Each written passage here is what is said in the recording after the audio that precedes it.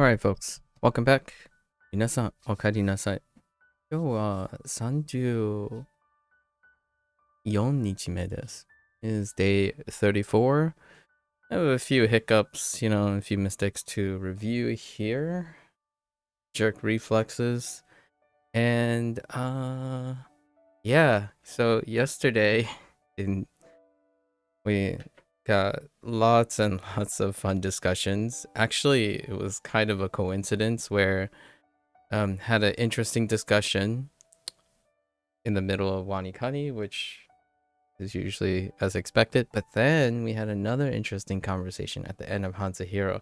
And then I met someone and talked about I guess multiculturalism in general. From someone who appears to be a mix of diaspora all around. Again at the end, so we didn't quite do everything that was planned. That's okay.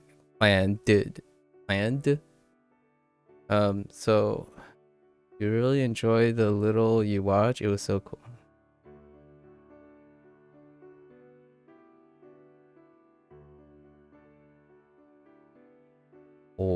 Okay, that seems like an automated response.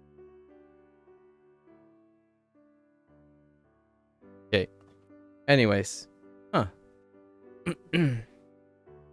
seems like automated messages are evolving.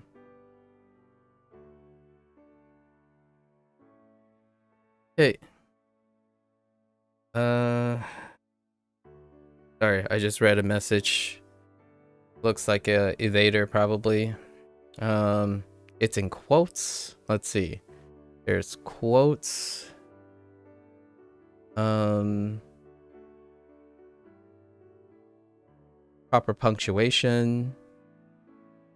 Actually, and it did the classical, the formal writing where you put a conjunction, where you put a comma in front of a conjunction.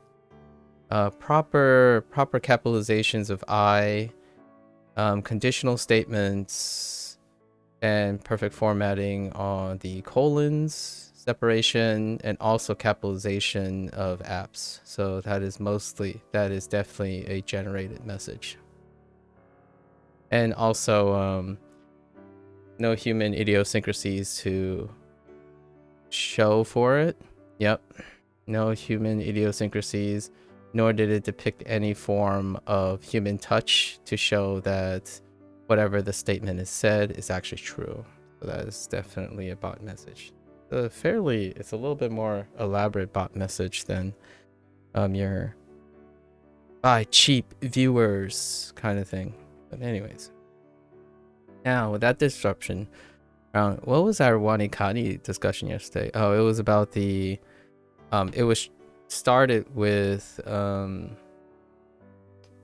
interpretation of innate and learned obligations. I thought it was incredibly wonderful. I think I've thought of a few things to integrate into my wording and another working metaphor now. So, anyways, now because of that, half of the words were finished an hour later. So this is why, like, it's 6:20 p.m., right? My local time. So in 40 minutes, the other half. So you can see the separation. I completed 54 yesterday, and then we had a wonderful discussion about the let's say the nebulous. The word I really like using is nebulous. The nebulous nature, the intersection and interaction between how one is able to juggle making something unapproachable or near unapproachable, right? Pushing someone to input active effort versus making it too unapproachable in which the person cannot enter the task anymore. So we talked about how that type of relation takes from each other. Making something approachable reduces the amount of effort, and then making something unapproachable can destroy consistency, right? It can remove consistency. So that is a fine-tuning thing that deals with process-oriented thinking as opposed to goal-oriented thinking. Goal-oriented thinking typically will mean like no matter how unapproachable it is, where there's a will, there's a way. That's how quickly you can get to a goal, right? You slam as hard as possible without the consideration of providing consistency to get to the goal. And you can still make it to the end. You can, like, some people go 200% rest, 200% rest, 200%, right? I'm much like WaniKani's design and Hanzahiro's design. I'm more of a consistent thing, although WaniKani has some peaks which you yourself can choose to regulate. That's actually one of my short stories that I've gathered from perusing WaniKani's forum again for today, which may come into play or not. If it's a focus day, then nothing, but it deals with sometimes tools give you flexibility. However, the user is not disciplined, right? And they don't need to be disciplined. However, when they choose to criticize and complain about something that they clearly have discipline to do, then the fault is on the user. I think it's 80-20 on the user. If you're given flexibility and you complain about being lost in that flexibility, while the tool itself has offered a default, schedule, and I feel it's more of a lack of self-awareness. Are you well after your marathon stream? Yeah, yesterday we got a little carried away, but I couldn't give up the opportunity. I think the thing that really broke my happy dollar bank was at the end. I met someone and I had a really wonderful discussion with Chi squared. It might be Chi squared, actually, a play on Chi squared, because the guy is a statistician, and he is married to a Chinese woman, and they are both currently residing in the United States, and that guy was Filipino American, so I couldn't pass up the opportunity to chat up all the different idiosyncrasies and cultural exchange. The guy, he is learning Mandarin to interact with his wife, and that I couldn't pass that opportunity. And his wife is in a PhD program for math or statistics, and they seem like a lovely couple. So had to toss the torch. And at the end of Hanzahiro, I wasn't expecting a digression too. Procall came back and asked something. Oh no, I don't remember the core topic. It kind of spun off what we were talking about during WaniKani yesterday. Elaborating on habit formation. Largely spiraling into like the differentiating factor of like motivation, sources of motivation. Yeah. PhD for statistics just sounds like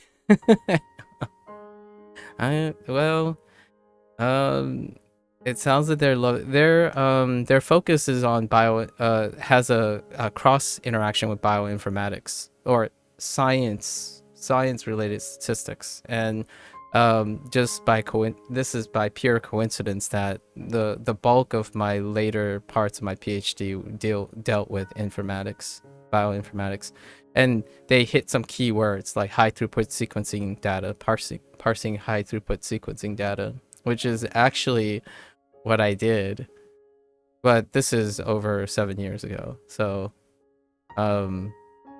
I can only imagine how many questions I could pick their brain about. Like, I would sit there and probably listen to his wife explain the current status of statistical models and like automation and deep learning integration on parsing high throughput sequencing data. That stuff can, in my opinion, I'm a little biased obviously, can change the world and change the world and face of biological perspectives on the genetics of anything, really.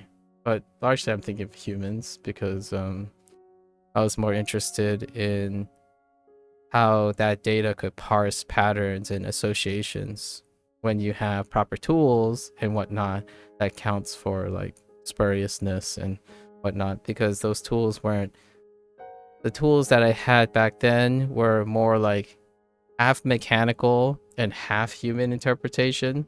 So you had like parameters and ratios and metrics, and like the stuff that I talk about when it comes to metrics like language learning, like SRS metrics and whatnot, they're rarely comprehensible in the manner that I would say are incredibly meaningful without the guide of human interpretation afterwards, right? Do you still manage to do what you had planned to do for my dual Chinese room? Are you wrapping that up today? No, I gotta wrap it up tomorrow. Today, I'm gonna try to do the same amount of volume I did yesterday. So I'm gonna try like +2, like 9 constructs, and then I'm gonna leave the 4 constructs. It's very exact. I wanted to leave the last 4 or 5 constructs because they're the esoteric. So Duolingo Chinese, at the end, there were 4 units that were incredibly esoteric, as in it's about business documents, business talk, internet slang, and like just internet terminology in general. So it was, the last 4 were very esoteric, and I was gonna leave those 4 for today and then wrap up, because then I can like really focus in. But I was short 8 from yesterday, and I looked again. I'm gonna do 9 today, leave those 4 for tomorrow, and then we're gonna wrap it up. And I think I finally decided what I'm gonna do with the Duolingo Chinese. It's gonna be like a background practice thing. So I'm no longer gonna stream the Duolingo Chinese course, but I am going to try to complete and legend everything and use it as a daily practice. So it's gonna go with my like anime and manga stuff, because exclusively I think I'm still going to say 90%. I want to keep the 80 to 90% of what I stream as learning content, not practicing content. I used to practice things like Osu. I used to practice playing rhythm games and stuff, and people really like that.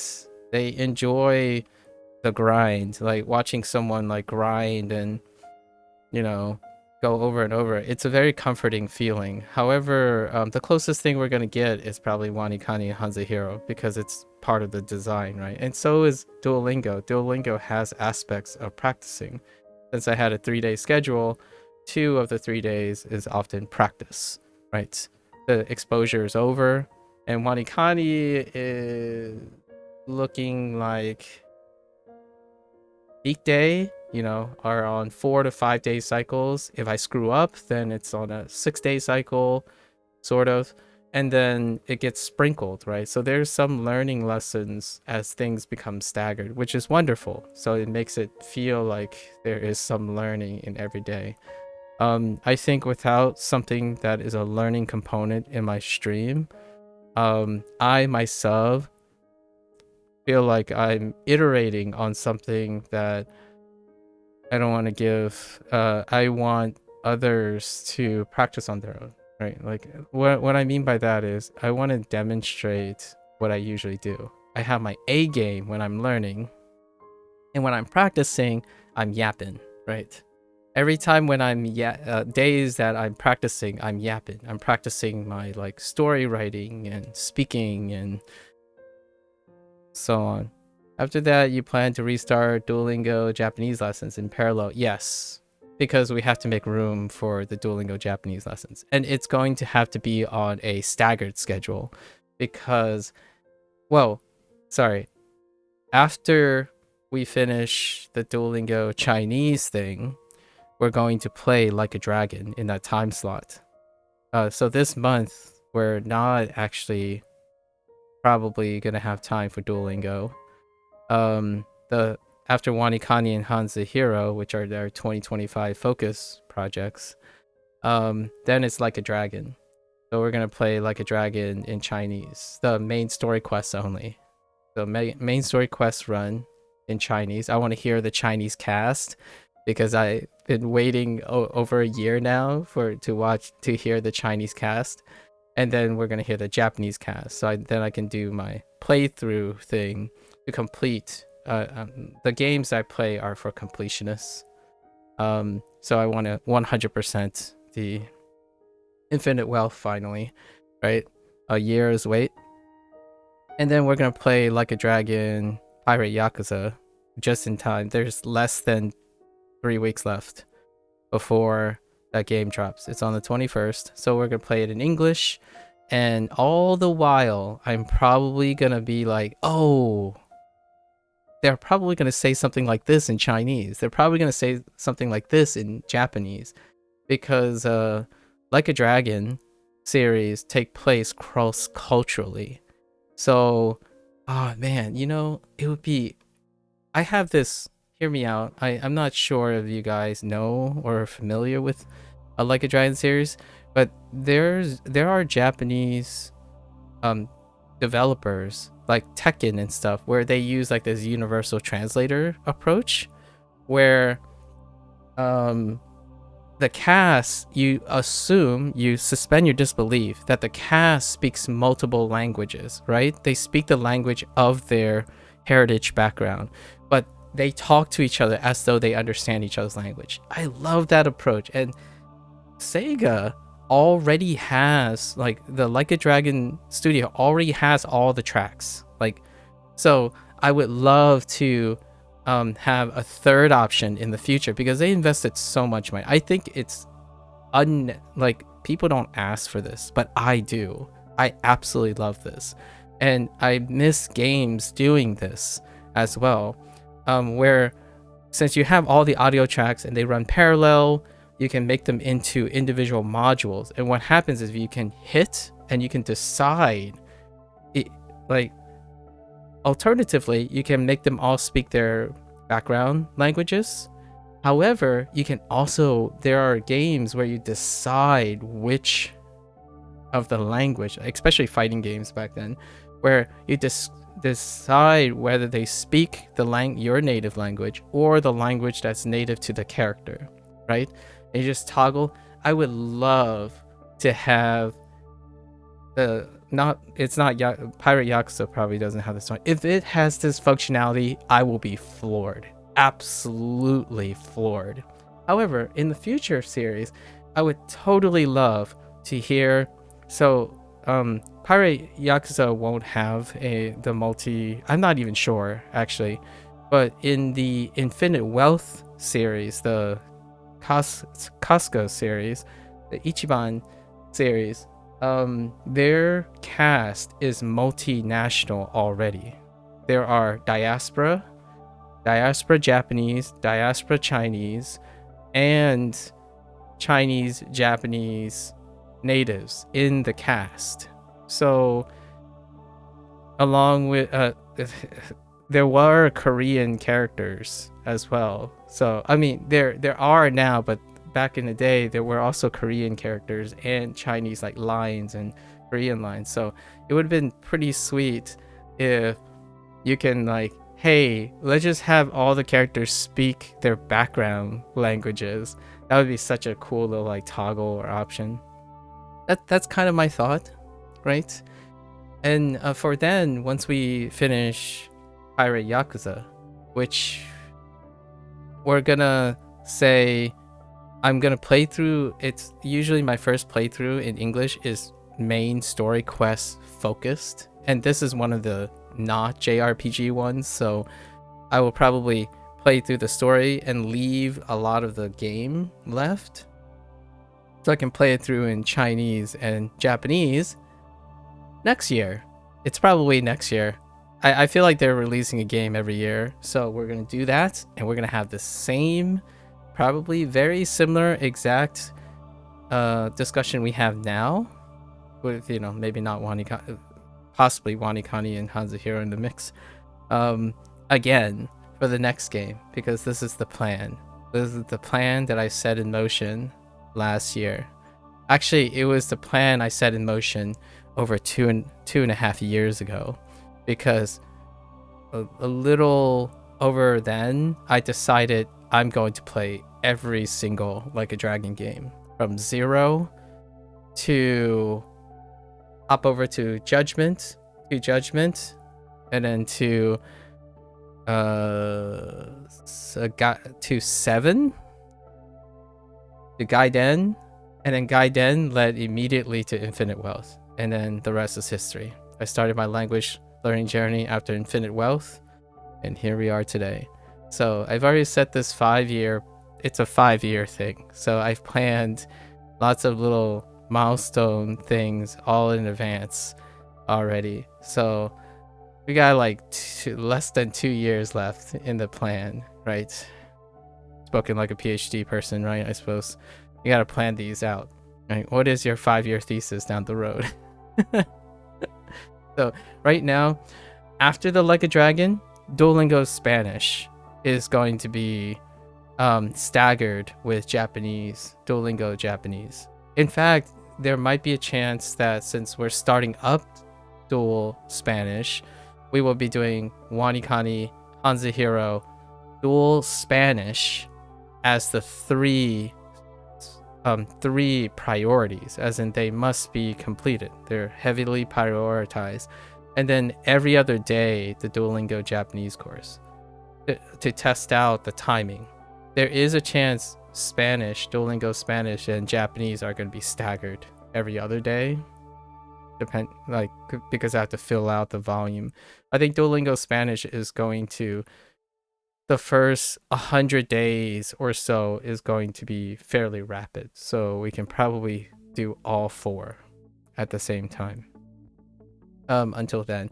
And actually, Duolingo's dynamics is very different from WaniKani and Hanzahiro. I mean, I know some people are like, well, yeah, duh, they're different, but hear me out. I say this to remind myself because people don't treat them as different things. They treat them as comparable things. So when someone says, oh yeah, Duolingo's too slow, it's not as fast as WaniKani, that's what I mean. They're not. They're different. You don't do the same, you quite literally don't do the same thing. You might be thinking, oh, you're over exaggerating. It's like, no, it's the reason why I brought that up is WaniKani forum. I click on it and I see this person saying, yeah, I stopped using this. Should I stop it? I think the title of the thread was, should I stop Duo? Or something like that. And the first thing they talk about is 3 things that they like that Duo doesn't do. And the person explained it, Duo keeps them motivated, keep them consistent. You've heard this all before. It makes it very approachable. They like the social aspect. And then they said, I like WaniKani and all the other things for these things. And the first thing I hear is none of those things overlap. So what happens when you take Duo away? You don't gain anything. You lose something, but you don't gain anything, right? And sure enough, the WaniKani community is pretty level-headed. I quite enjoy this particular thread. The people said like, well, it looks like Duo does do something, but not quite the thing that aligns with your goal. So you may choose to do it in the side to get some motivation. And I'm like, thank you, stranger who has a level 60 attached to them and whatnot. So I'm glad there was a more realistic approach. Like, for example, if WaniKani might get you bogged down over a while, then you can use Duolingo to celebrate and practice the things you learn in WaniKani in a more relaxing, motivated social aspect.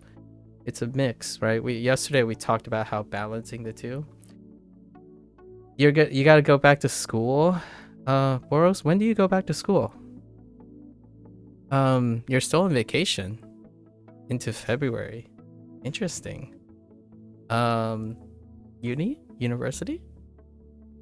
So they will be Gecko, but there was another short story I was gonna bring up today, but it's kind of unrelated. It's very detach. And it's this person, it's the honeymoon thing. Yesterday I was drawing I'm not sure which session it was. I was drawing, someone was talking about motivation as a currency. And this person was in the honeymoon period, right?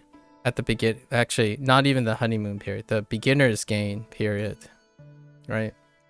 And they wrote like, I don't care what they say, I want the beginning of WaniKani to be faster, right?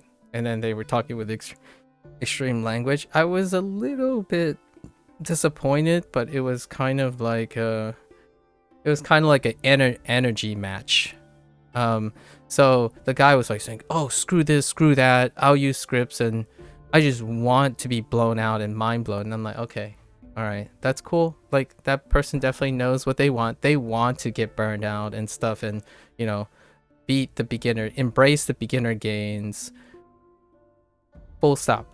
And then the other people try to match that energy. The people who are like in this phase match their energy, and they said something like, marathon is not, you know, language learning is kanji learning is a marathon, not a sprint. That is okay in my opinion, but that's a cliche terminating comment, right? I do say that too, but I don't say that unaccompanied. I personally would not encourage myself to say that unaccompanied by some constructive criticism. Saying that simply fuels what this person said. This person said, oh yeah, lots of people tell me that, but screw it, I want to hit the beginner's gain as hard as possible, right? And then there were a few people, I think condescension is probably the word, unintentional condescension, which is people use euphemisms. I think this is where it was a topic I didn't touch on yesterday, which is the difference between praise and encouragement. These are the positive versions, and their companion, foreshadowing,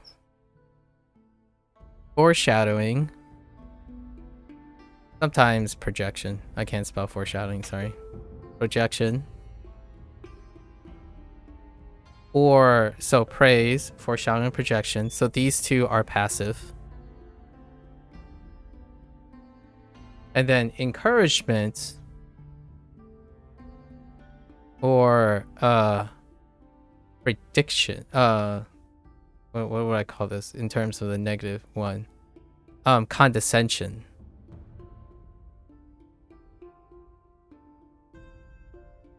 So these things I've paired up before. I don't usually talk about the negative side of things because there's plenty of that. You can find plenty of examples.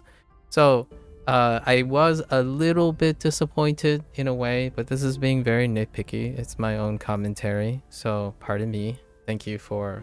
I'm glad they even talk, right? People talk to each other. That's fantastic. Well, it largely erred on the side of this. It leaned to the right. So what does projection, foreshadowing, and condescension look like? So this is like the active of their purpose. So foreshadowing would be something like, this person says, oh, just bring it on. And then another person would say, no, you'll be sorry later. Like, just take it easy, lean into it, you'll thank us later. Right? That's foreshadowing. And then condescension is something like, I'm level 60, and trust me, bro, it gets a lot harder. And I know you're gonna feel like it's gonna burn out later, but there's a reason to the design, right? Which then most of these are caring statements. Like, these aspects are caring statements. The idea is, when you look at it from the perspective of the person who posted the forum, you're either projecting something foreboding. So it's going to be like, oh, these people are projecting their feelings onto me. Like, oh, you're going to burn out, you're going to regret it, that kind of thing. And then the other version is, oh, these guys have been there, but why do they sound condescending to me? Why are they condescending down to me? Because they have more knowledge, right? And then on the positive side, which was there too in the forum, you have praise and encouragement. Praise is like, just keep it up.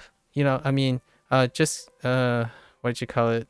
Praise is like, you're doing so good, right? You're doing so good.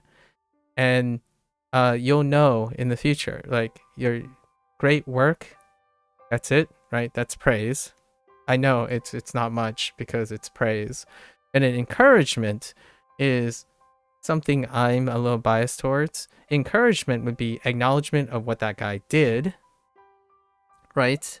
And then talk about what that guy did. So this guy is level 3. Congratulations on getting to level 3. You probably have this particular type of volume. And may I tell you that WaniKani, on the pace that you have, this is the type of volume you would expect. That is encouraging someone by acknowledging what they already did. When you praise someone, you're telling them a good job without acknowledging anything that they have done or know or depict any information that you may have known by what they have done. Like, for example, if you're level 14 and you praise someone for getting to level 4, it's like, great job on getting to level 4. I hope you get to level 13 like me, right? Keep it up, that kind of thing, right? That's a praise. Encouragement would be, I'm level 13. I think I remember what level 4 is like. So this person should have learned these things and these things. I should tell them, like, hey, I hope you enjoyed the first 4 levels. I remember when I enjoyed the first 4 levels, it involved these words. How do you feel? What are the good words or the things that you liked and you learned during those 4 levels? And you're trying to relate and acknowledge that you understand what they actually have done. That is encouragement, right? So these are the 4 things that happen traditionally, and it's a little reductive, I understand, and it's on a continuum, right? It's not one or the other, it's anywhere in between. And that's something that I skipped over yesterday because the digressions were getting a little bit longer. Most of the time it's either praise, projection, or foreshadowing. The bottom 2, condescension and encouragement, comes from internalizing experience. So oftentimes when experience is thrown in, it can either come off as condescension or encouragement, going along the line, right? Things like, to be honest, here's one for foreshadowing and projection. To be honest, that's not a lot of volume. Just wait. Just wait until you get to where I am. So that's a combination of condescension and projection, which happens all the time, in my opinion, because being candid does not prevent you from foreshadowing, projecting, or condescending. You can be candid, you can be honest and condescending at the same time. I think there's a very weird compartmentalization that happens when it comes to apathy and indifference, and oftentimes that happens.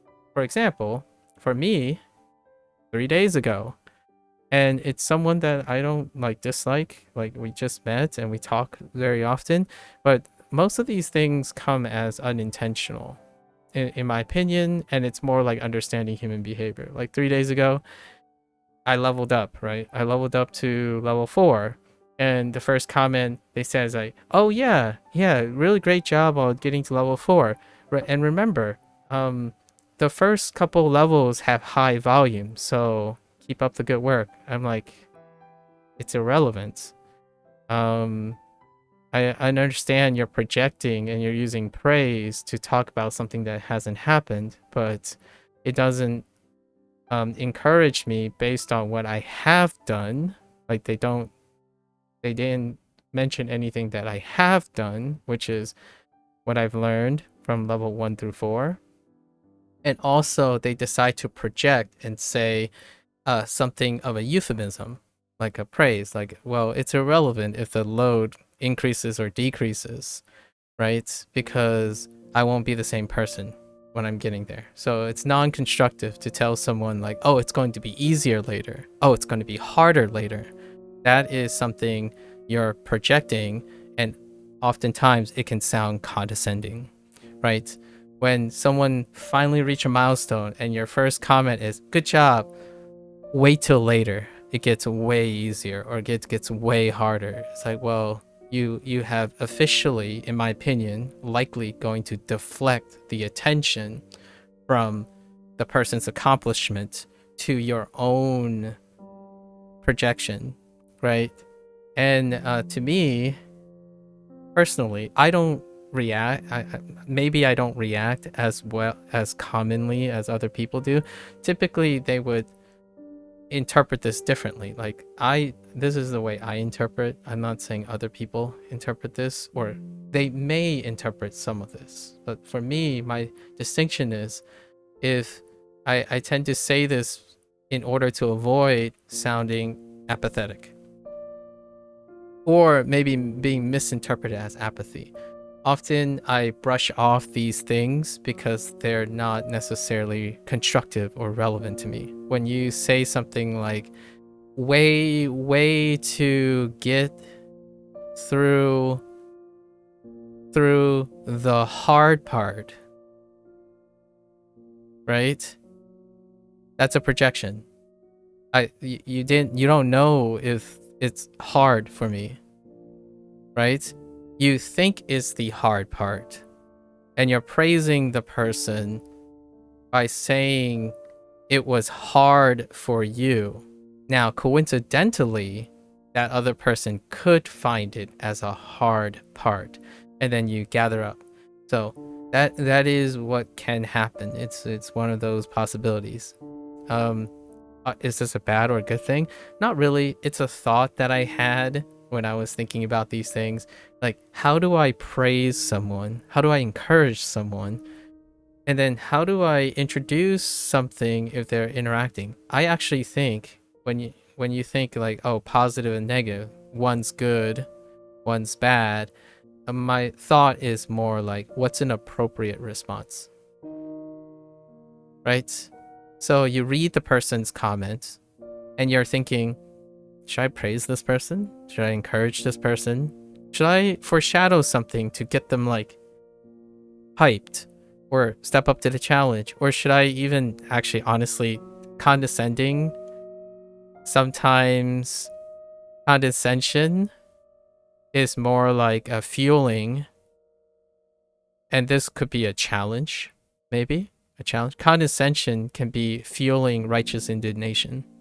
There are individuals, I would say less so, but if you meet someone who is incredibly righteous, right, as in, just throw all the challenge at me, this can be looked at as tough love, right? But someone's like, yeah, I got it, is that you can do better. Like, get on my level. You can do better. Fuel, right? So all four of those have appropriate receivers. My thought is oftentimes there's a dissonance.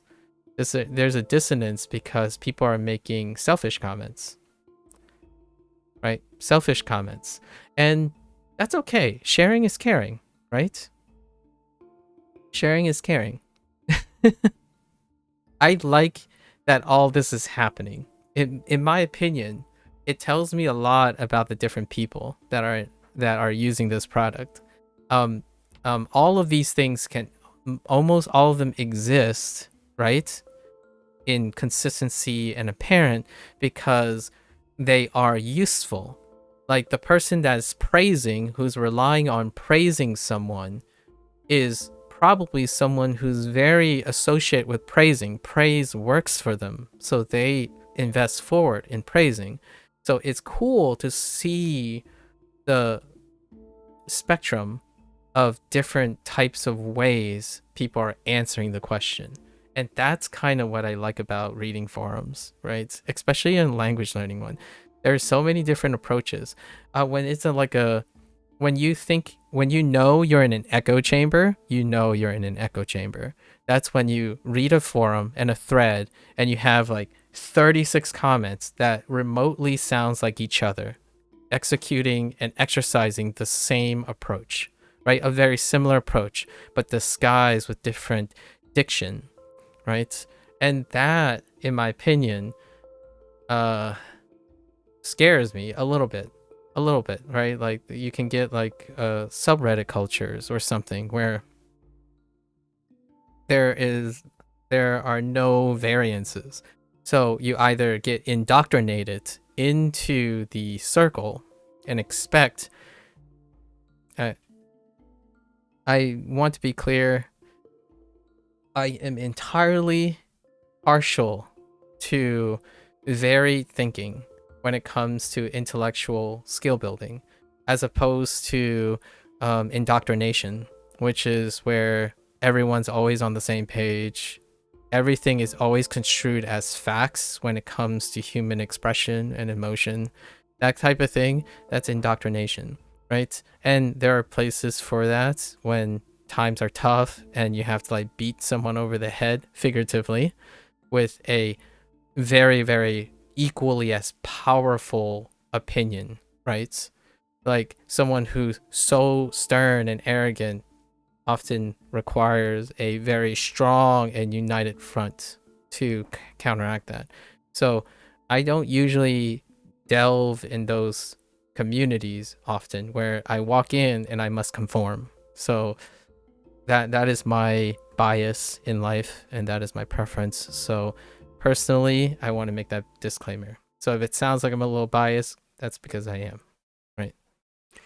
March 1st. Oh man, you have a whole month? That's kind of neat. Wow, that's pretty late. Software engineering, huh? Another software engineer. You get the hard part being a projection, but volume, on the other hand, is pretty factual. You have a little trouble seeing the issue with sharing knowledge, experience about factual elements. Volume is factual. Hard is not.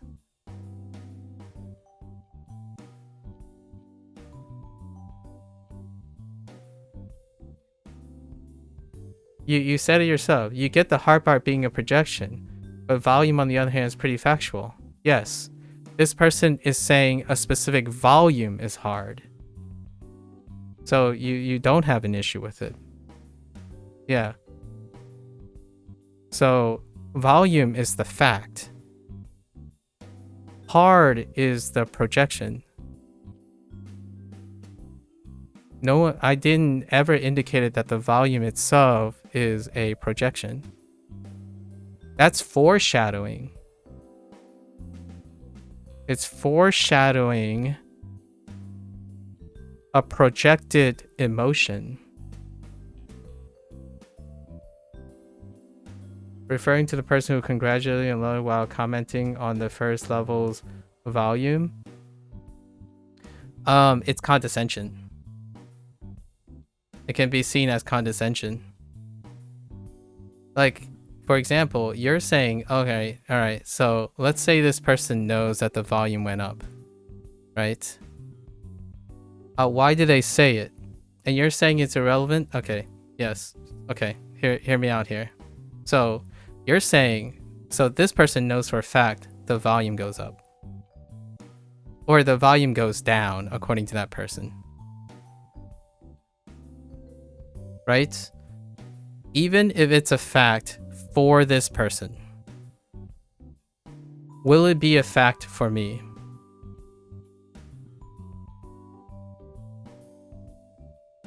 So you said it's very predictable, right? For me. I can think of several counter arguments that it may not be a fact for me.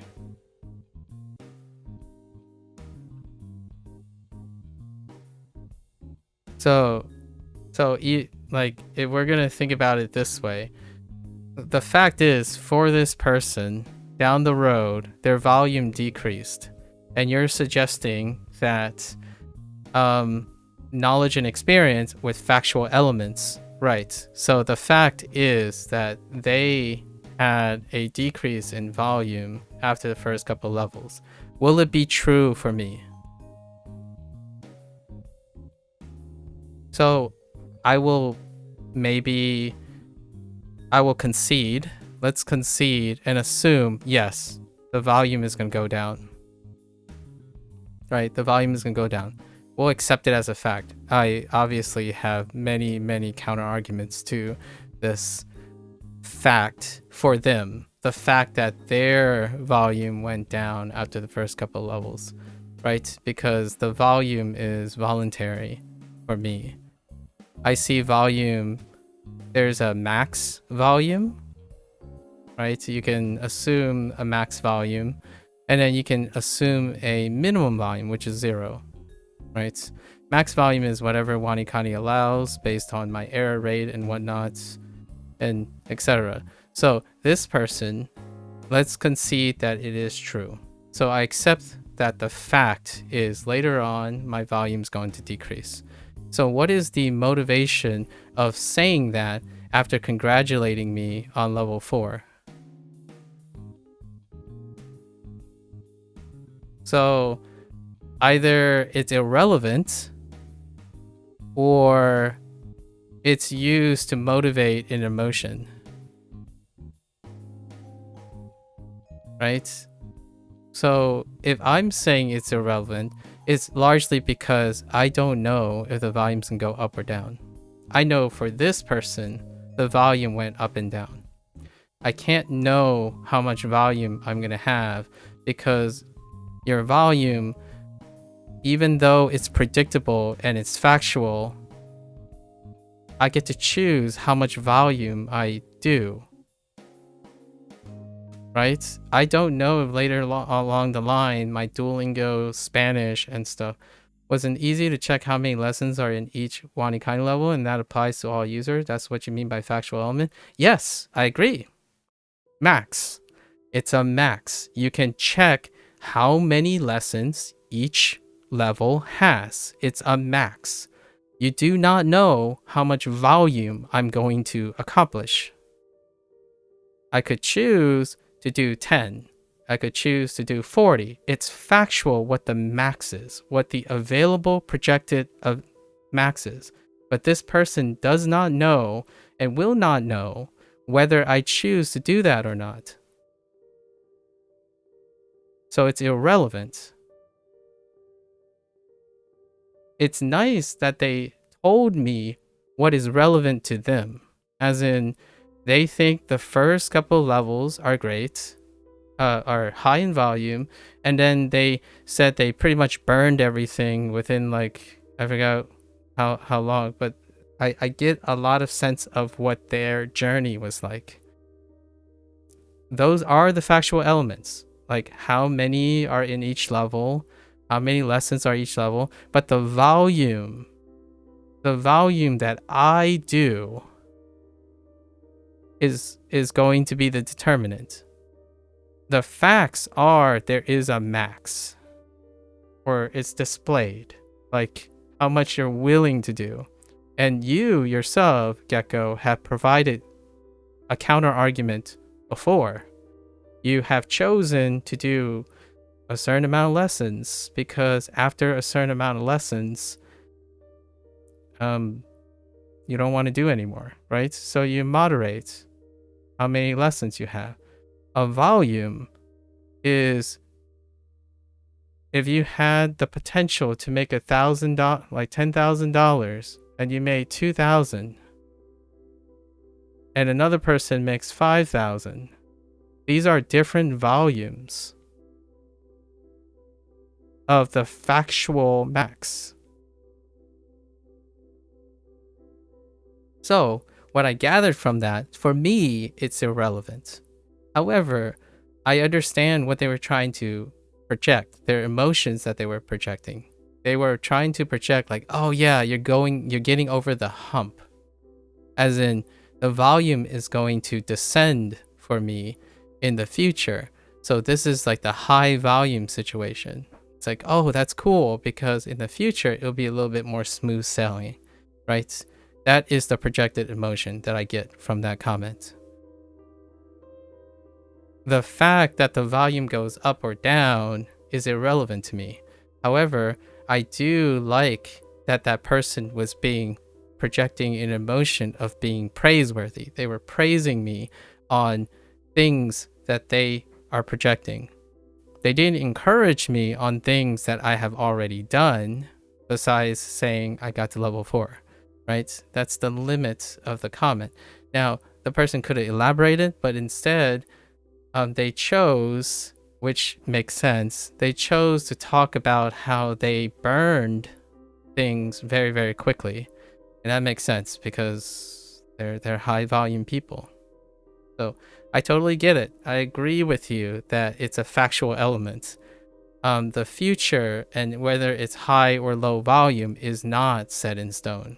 That's kind of like doing the thing where you have a scatter plot and you draw a correlation. This extrapolation is assuming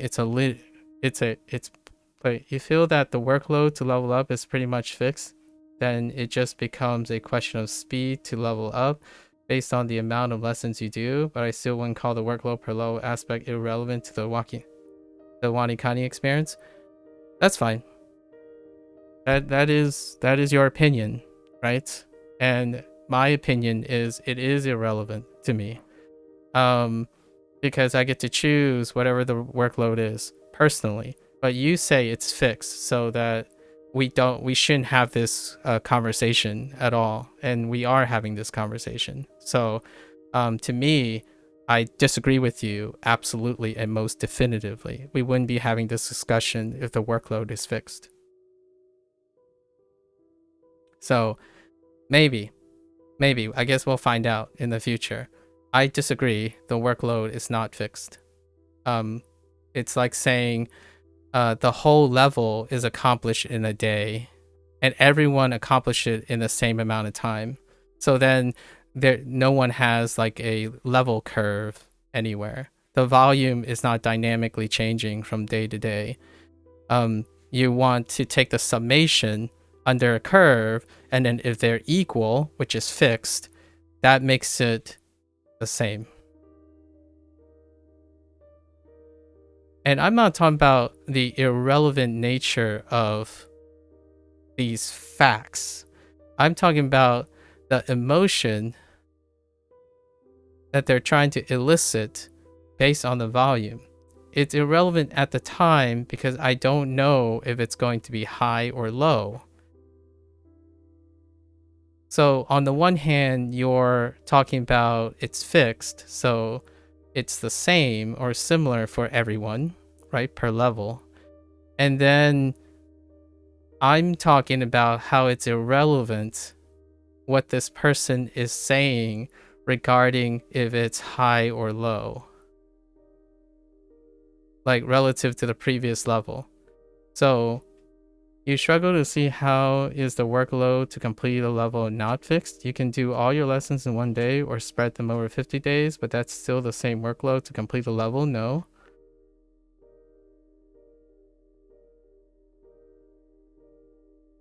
So you're talking about, okay, hear me out.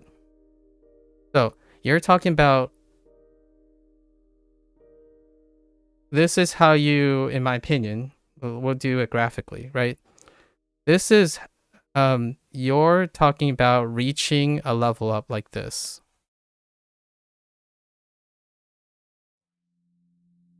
Reaching a level like this, right? It's whatever you do. Actually, it's whatever you do is accumulated. So this is cumulative. So when you finish that workload, right? And when you finish that workload, you level up. So it's like an XP gauge. If you need to get 1,000 XP, then once you get 1,000 XP, everyone needs 1,000 XP to get 1,000. I get that. It is factual. It is factual that you need a specific amount of XP to level up, right? So you're gonna say maybe XP is equal to the approximate amount of hours. But all the hours, the actual hours you talk about is active hours. You're not including the idea that someone has other hours. So a workload with respect, so when you take the derivative of this workload, which then you incorporate the aspect of time, right? Time, a person's workload curve could look like this, or it could look like this, or like it could look like this. I don't know. And each one of these times in delta t are different workloads. And when you take an average of these different workloads, you get different averages. Or actually I don't even know how this works. Maybe it's like down here somewhere and then right here. So for me, when I think about, oh, wait until it gets higher workload, I'm talking about comparing what my workload is now to my workload then. Everyone's going to have the same amount of total workload. Like if you compare the area, probably the area underneath the curve is equal. So that means that they have to have a certain amount of XP, but the amount of actual time is going to vary. At least that's what I'm thinking. So I think what you say is true. I also say that the workload is changing. Yeah, you're referring as the workload. And my workload, when that person is talking about it, they're talking about how it feels, in my opinion. Otherwise, well, yeah, the workload's gonna be different. It's gonna be high or low. So why are you telling me that?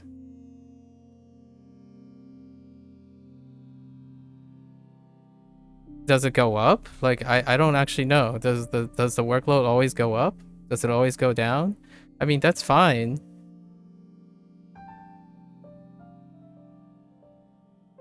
You're gonna have to get it done anyways. Like, I don't, right?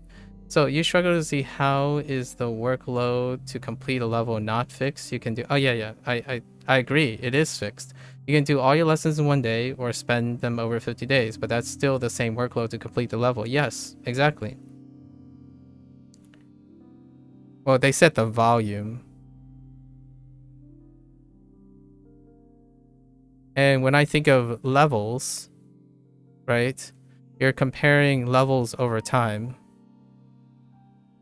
So the rate in which people do volumes per day will vary. So when someone says, oh yeah, it's going to have high volume later, my thought was that it could be low volume or it could be high volume whenever people manage their volume. The max, the required workload is going to be similar, I suppose. I don't actually know how it works when you get things wrong. When you get things wrong, doesn't that increase the volume or something? I actually haven't considered. This is probably negligible because most people get things right, or they try to get things right. So it adds a negligible back step. Like, when things go backwards, it goes backwards. But then you're saying levels are only relevant to the new material, right? To the lessons. So when you're talking about workload, you're actually specifically referring to the lessons. The lesson workloads stay the same. Yeah, and I agree with that. It's fixed by design. However, the review workload might change largely due to the error rates of it. And this is a common thread comment about like when you burn items or you're struggling with specific items and it goes backwards, and then time dilates because you have to wait, right? And there's a script for that, maybe, where you like skip through and have the time lessons come up. So that whole like time-gated stuff impacts the perception of volume. which is the daily workload, to me, which is the daily workload. So you have days like today where I'm basically buying time. Oh yeah, now I have time. So now I have 94 reviews. So now my workload has changed. My daily workload has changed from 59 to 94. Because in my opinion, workload or volume, which is, I don't disagree with you when you view workload as the area. My workload and volume changes with my entire day. It's delta T, so it's the rate across time that I'm doing, as opposed to the volume in its magnitude. So I totally get, in a one-dimensional way, in a 1D way, the workload is that. The review workload can indeed explode because of a high error rate, but if you get that point, you probably need to try to bring some changes to your learning. That's fine. Yeah, exactly. That is I think that's beyond the scope of what I'm saying, but in that case, you should, yes, that would be an alternative. Does that change the fact that the workload explodes or can change? No. It's still a fact that the workload can change. Right? How you adjust to that and whatnot, that's perfectly fine. I'm showing an example where that has little to do with, right? I'm showing an additional example where whether my error rate goes up or down, my workload changes. Right? So we're not talking about a magnitude anymore. A magnitude of any given day. Or a total of days. So say it takes you 10 days to complete a workload of 100. These are magnitudes. As in, I agree. Regardless of the number of days you use your workload, the magnitude of your workload is the same. Absolutely. I'm looking at a workload with time, per time, but not in the sense of taking this and do a rate, an average rate across that. People do not, in my opinion, I do not have a flat rate, right? And then you can trivialize it by using 1 point, so everyone does everything in 1 day, versus doing it in the maximum amount of days. I don't know what that is. Maybe that's just undefined, or absent total or something, where everyone has a specific, I don't really know what the upper limit, but usually the best way to demonstrate that there's a fixed workload is use a trivial variable. Sorry, that's not this word I've been acquiring. Trivial means to test for like lower limits, or at least I've been using it as a way to test for lower limits. So if you finish all in 1 day, and you always assume the maximum, like a fixed workload, then I totally agree. Yeah, I have no problems with that. That was my interpretation of it. Now, I'm talking about the emotion that is irrelevant. I don't see how I would be able to feel. I don't see how I would be able to interpret someone's intention by suggesting that the workload goes up or down. That's what I mean by irrelevant. It is relevant. It is relevant what that person is telling me about themselves. So this whole investigation into this idea is what prompts my digression today. Like, I find it very relevant what this person is telling me. This person likes to think of things in that terms. Much like you, I understand now how you interpret workload. And hopefully with this exchange, I also had the opportunity to explain how I usually think of things when it comes to workload. I think of them as a continuum because it's a process. not a goal. So when you're looking at a goal, the workload stays the same.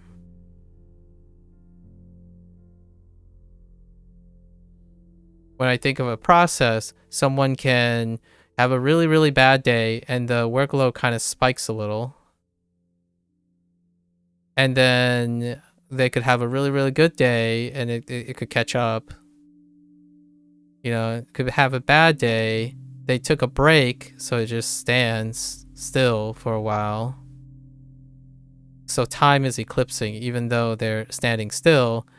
And then the review will bounce back, so it could stand still a little bit and then continue. And then eventually you could have a situation where lots of people mention about burn items stacking, but then they're stuck on their thing that they're having all the way to the goal.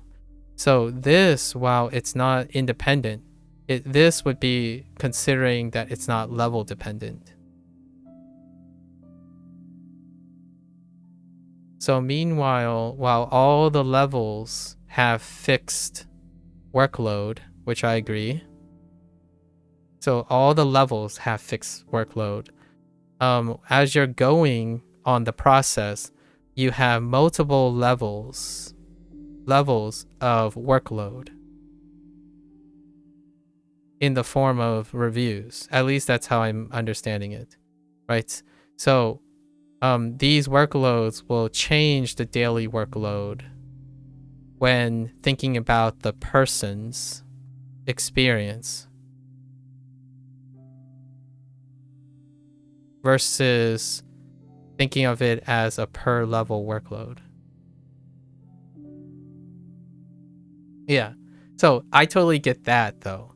So the nice thing about that type of thing, and that gives me a good idea of, I didn't think of it this way. So that person's comment kind of makes sense more to me now if I was thinking they're talking about literal levels, as in they're only talking about what level 4 is compared to level 5. I totally understand that now. Like, that makes sense. So if they're saying later level 5 has lower workload than level 4, right? Or like what I mean is they said earlier levels. They said the early levels, let's just say level 1 through 10, the totality of the lessons are less than maybe the later ones, like say 11 through 15. I totally get it. Oh, actually, they might have done it in levels of 10. So because it's separated in levels of 10, right? So like this. Like, I get that. In essence, I still don't really understand why when you got the congrats and comment by that person 3 days ago, you answered that it was irrelevant. You still don't get it. Okay, that's fine. Maybe in time. In essence, I feel that they were just doubling down on the compliments, saying that you complete level 3 out of 6, and that according to them, that represented more than 5% of the items.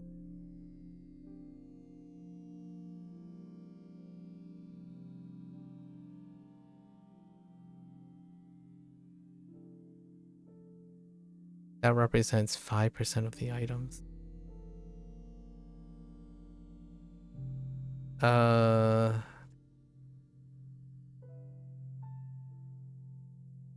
Too bad they're not online. Would be great to hear their opinion on the matter. Yeah. And but that is projection.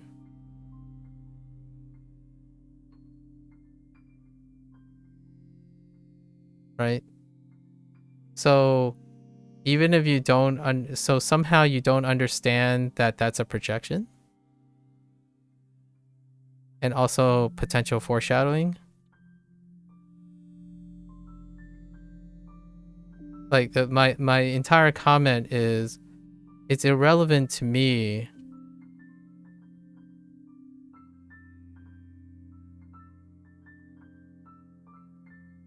because of their projection.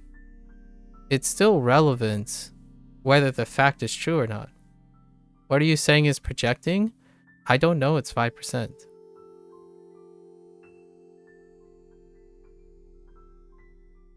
Like what I mean is they're giving me information, right? And then it's projecting what's coming. Like it's like I have like, okay, so the workload is less.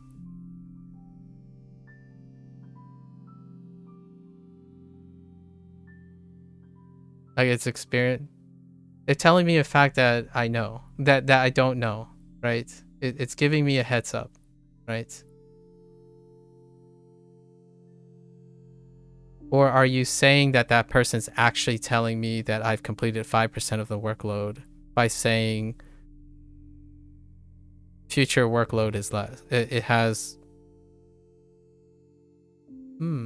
That's actually true. I could actually kind of see that. I can actually kind of see that now, where the person's like, congratulations, you've accomplished 5% of your workload, or 5% of the workload. That is not how I interpret it. So I guess we'll find out. That's a good point, actually. I haven't thought of it that way. Where if you say congrats on level 4, all their, and then they said that remember,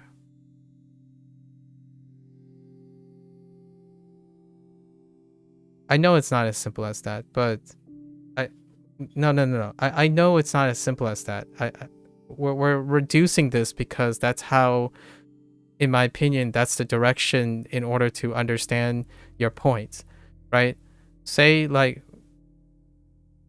it's still reductive regardless of what it is, right? Reductive. That's why we're having this conversation, because it's reductive, in my opinion. Like there's not enough information, right? But say this person is saying, oh, their comment is to tell me that I've completed a certain amount. We'll just arbitrarily call it 5%.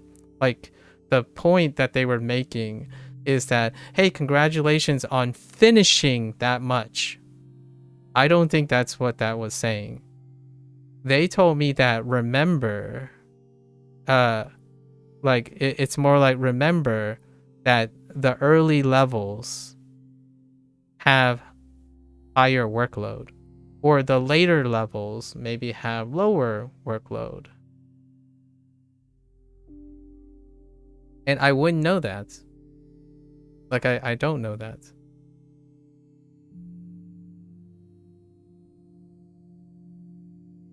But you're telling me if I look on levels, right? If I look on levels, the facts are you can see what the workload is. I agree. So you can go to a level and you can count up the workload. In fact, there's like this stuff, right? You can actually tally up the numbers if you want it, right? I didn't think that person was saying, congrats, you have completed this workload, like these things. Because those are fixed, right? These are fixed, as in how many unique items are in each are fixed. There's none of that.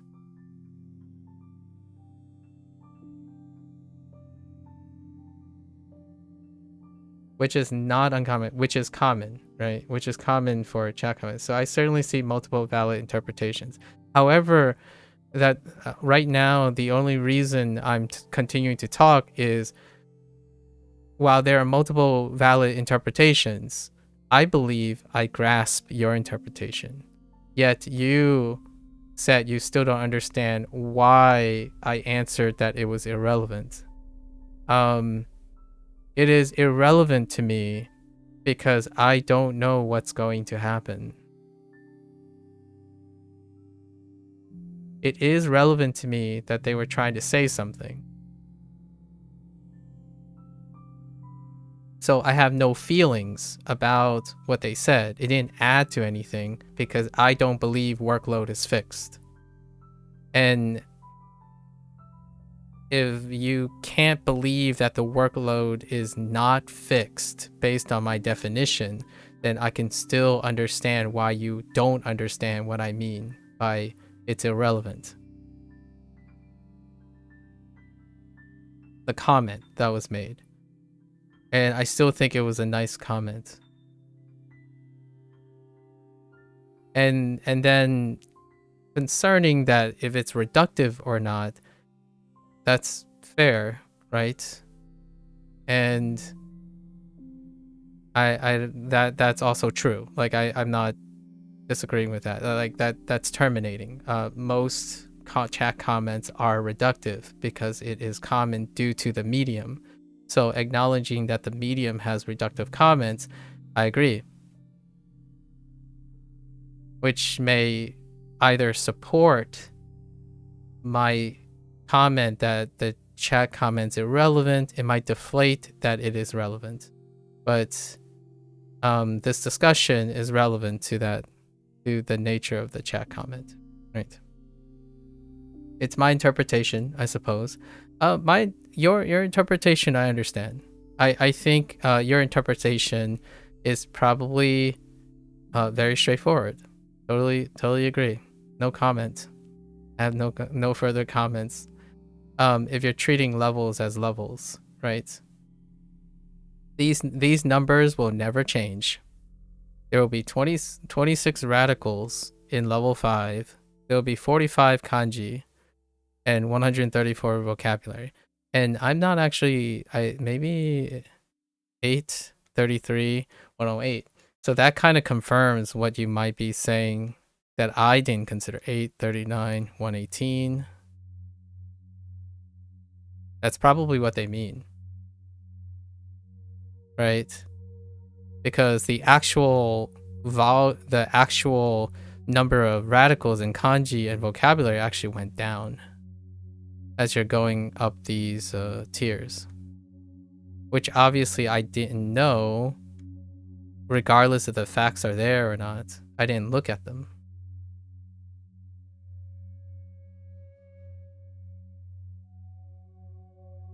That's fair. I thank them for it, though.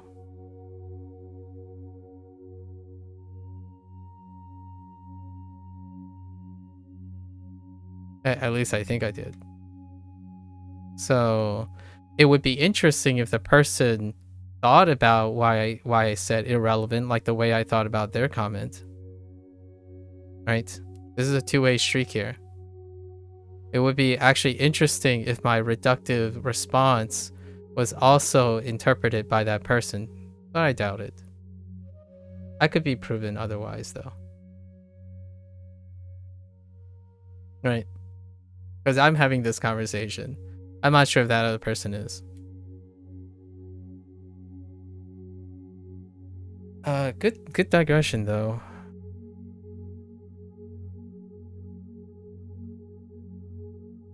And for the record, I personally, if I had an opinion here that is very strong, I think looking at workload based on an endpoint is pretty much the thing that I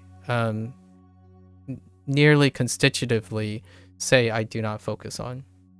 I think when someone tells me that they believe that language learning is a journey, saying things like the workload is less because it's a time point, it's a very specific time point of completion, tells me that I feel I'm getting mixed messages from a person, or there might be some conditional differences that I'm not aware of, right? Saying that the workload for every level is the same is suggesting that at the completion, at that one specific time point, it is irrelevant the rest of the process of this person's journey, because the most important thing, or the thing that should be focused on, is the workload, as in the total workload per level. And to me, I think that puts a little asterisk on what an SRS is, because there's space, right? There's space in the repetition, and that space is part of the equation. It distributes workload, and that distribution of the workload is different for day-to-day activity. So suggesting that the workload is the same for everyone, in my opinion, is something that I would find a little bit disagreeable. However, with a perspective shift that everyone's doing the same workload, you can convince yourself that it's more doable, right? If someone is able to do it, then you're able to do it. If a lot of people are able to do the same fixed workload, then it can be very encouraging to the person. For me, there's a chance that someone never fails to interest you. Me too. I wouldn't be doing this otherwise, right? We could, someone, in my opinion, who's not interested in human communication would be someone that says, okay, we'll just agree to disagree. or let's embrace chat comments, right? Streamers do it too, for the record. Like, after you say something for a really long time, you terminate with cliches. So if I said, oh, I've answered this question a bunch of times, and the answer is no. You have your opinions, I have my opinions. And then the discussion just gets terminated, right? And that's perfectly fair and appropriate as well. I try not to terminate conversations. However, some people could accuse me of fluffing the length of my content. But the whole reason of the content is to participate in communication. You can say things like, well, it depends. Go on. Explain to me how it depends. It's like, well, it depends. It's too complicated to explain. You know what I mean. Trust me, bro. It gets harder later. Nah. Honestly, this is nothing until you get to JLPT1. It's like, oh, I see that you completed HSK3. Wait till you get to HSK4. That's how I feel about a lot of comments. However, I would love to meet people who did not intend to talk about it that way. And I would love to hear that person's opinion, actually. And you know the person's opinion. The reason why I'm talking to you is because you know who I'm talking about. And I'm often very, very curious what they mean. That was part of my thought process, because I was in the forums. WaniKani, and I was reading how that's what triggered all of this, by the way. I was reminded by these comments on someone. I don't know if I want to ever click on this out of courtesy. I mean, if you're using WaniKani, you can one is able to go to the forums and see it's very public. So there's often workload controversy. WaniKani, Duolingo, workload controversy. How do you get workload controversy if the workload is fixed, right? How do you get workload controversy if Duolingo literally tells you how many lessons and how many times you have to complete it? You know what I mean? But if you ever call something I say irrelevant without explaining why you feel that way, be sure that you'll be asking, yeah, and I will have a proper explainer for that. That being said, I don't know if I would have done that during the first couple streams I joined, though, but now I wouldn't let you get away with it. well, there is one. I can play one card. And you totally you totally have offered me this one card, and that's we don't have enough time. we shelved the discussion for next time. I actually said irrelevant, and then I think I said something like, I'm pretty sure I said something like that. That might be a topic for another time, because we were already running late on the level up that day. So it could have been one of those situations. Otherwise, I probably spent like 2 or 3 hours explaining or qualifying why I find it irrelevant. There was another time. Here's another word that triggered a conversation much later, and it was ignorant. Ignorant was another word, which I think Blair made a comment like, well, some people might be misinterpreting that, where like there are different emotional aspects of the word ignorant, right? And the card is perfectly valid, but then you will be coming back on time. Yes, understood. So ignorant was another comment. However, in this way, the context this time was this person was making an "at me" comment. So there's a little short story, not enough time to cover this, but someone made an "at me" comment, like, "Oh, hey, you're doing it wrong," and my comment was like, "Well, that's a little ignorant," and then the person exploded on me, right? And then the defense is, if I said the comment was ignorant, it would mean I'm matching the energy, right? The energy of that person. So naturally that person would be exploding. It's like, yeah, I'm talking about it right now, where the person exploded and then they left.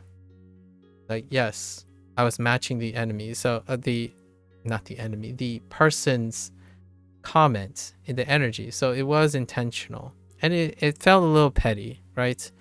The way I think it sounded. However, I was saying it's ignorant in the sense that how does this person know? Right? How does this person know so much about me when they came in and introduced themselves? Or not introduce themselves, but do make a comment at me like that, right? And again, we could use a terminating cliche like, well, most chat comments are reductive in nature, right? And then I would make an argument. So instead of writing, I think you made a mistake,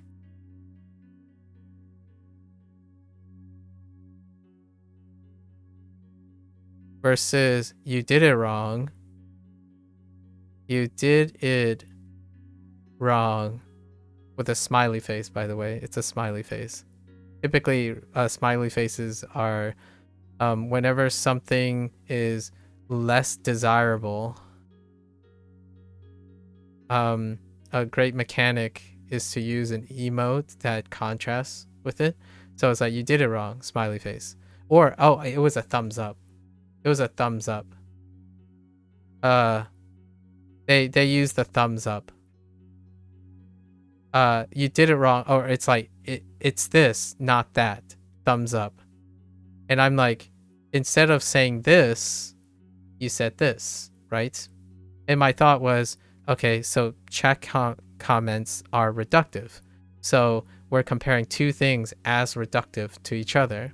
And now, to me, this takes more nuance and effort. They actually said something like, this Japanese, insert this Japanese word, is actually not this Japanese word, with a thumbs up.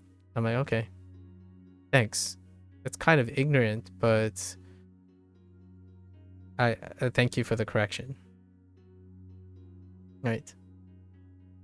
Oh yes, and it comes back to the happy dollars. By now, I feel like somewhat know what you are striving for in human interaction, but it's not easy, pragmatic to do 100%. It's not.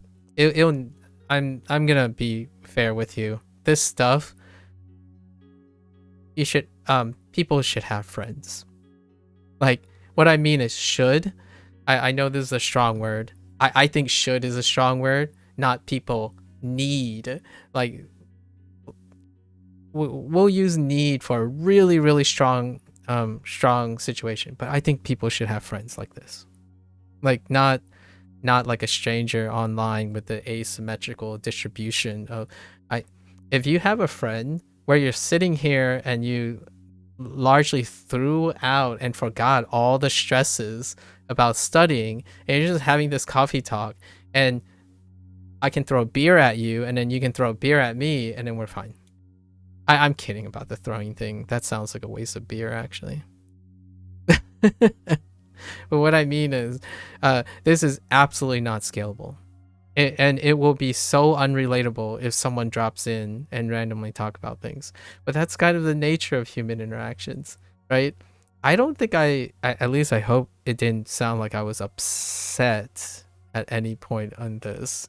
I was more like very passionate. I think I might have sounded a little bit too passionate at one point, but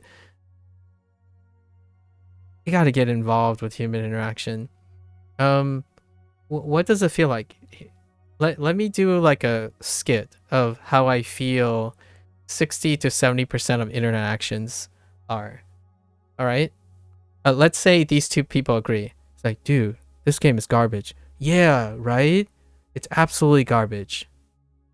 Done. Right?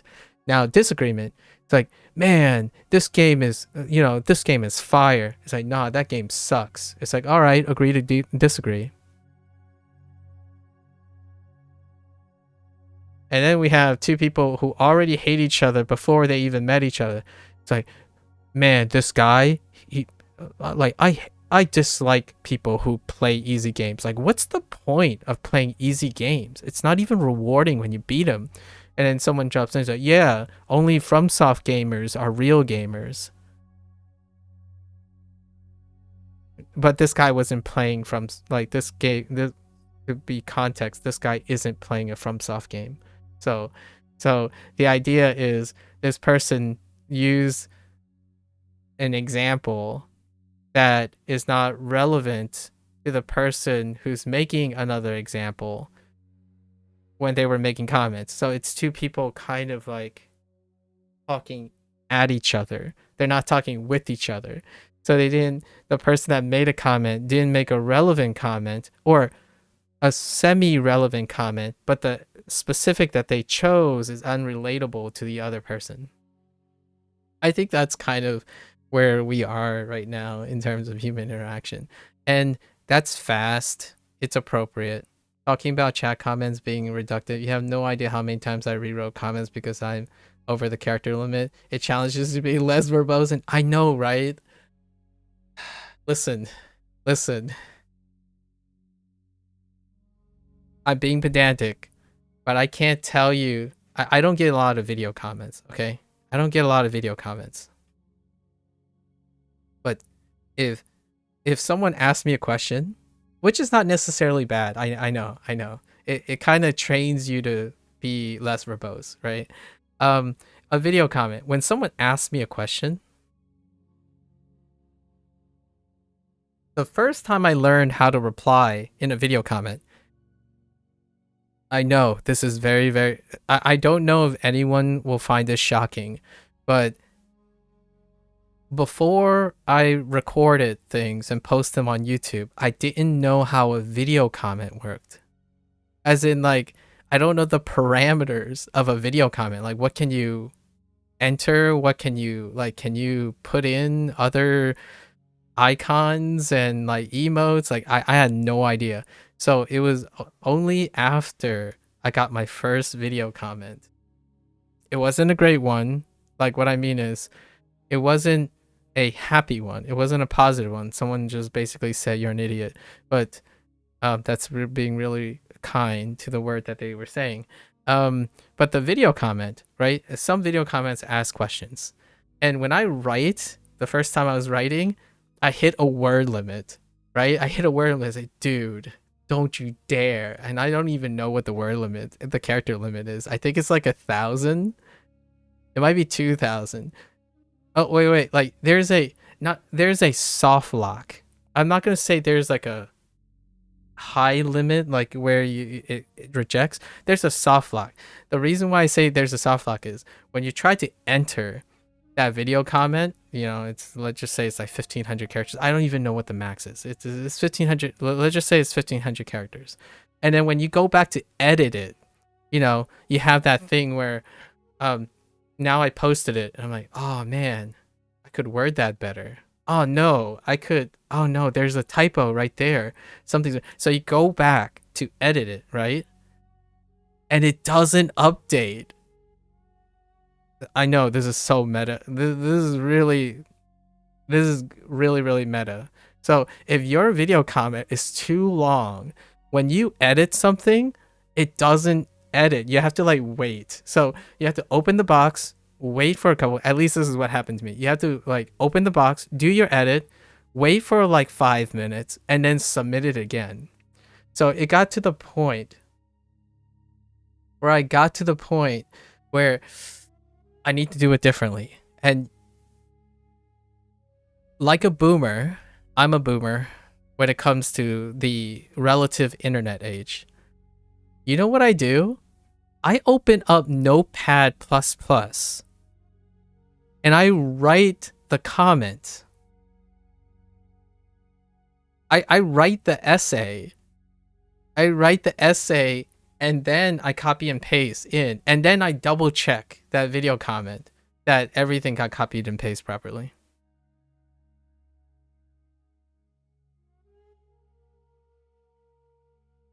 You want to hear a really edgy hot take?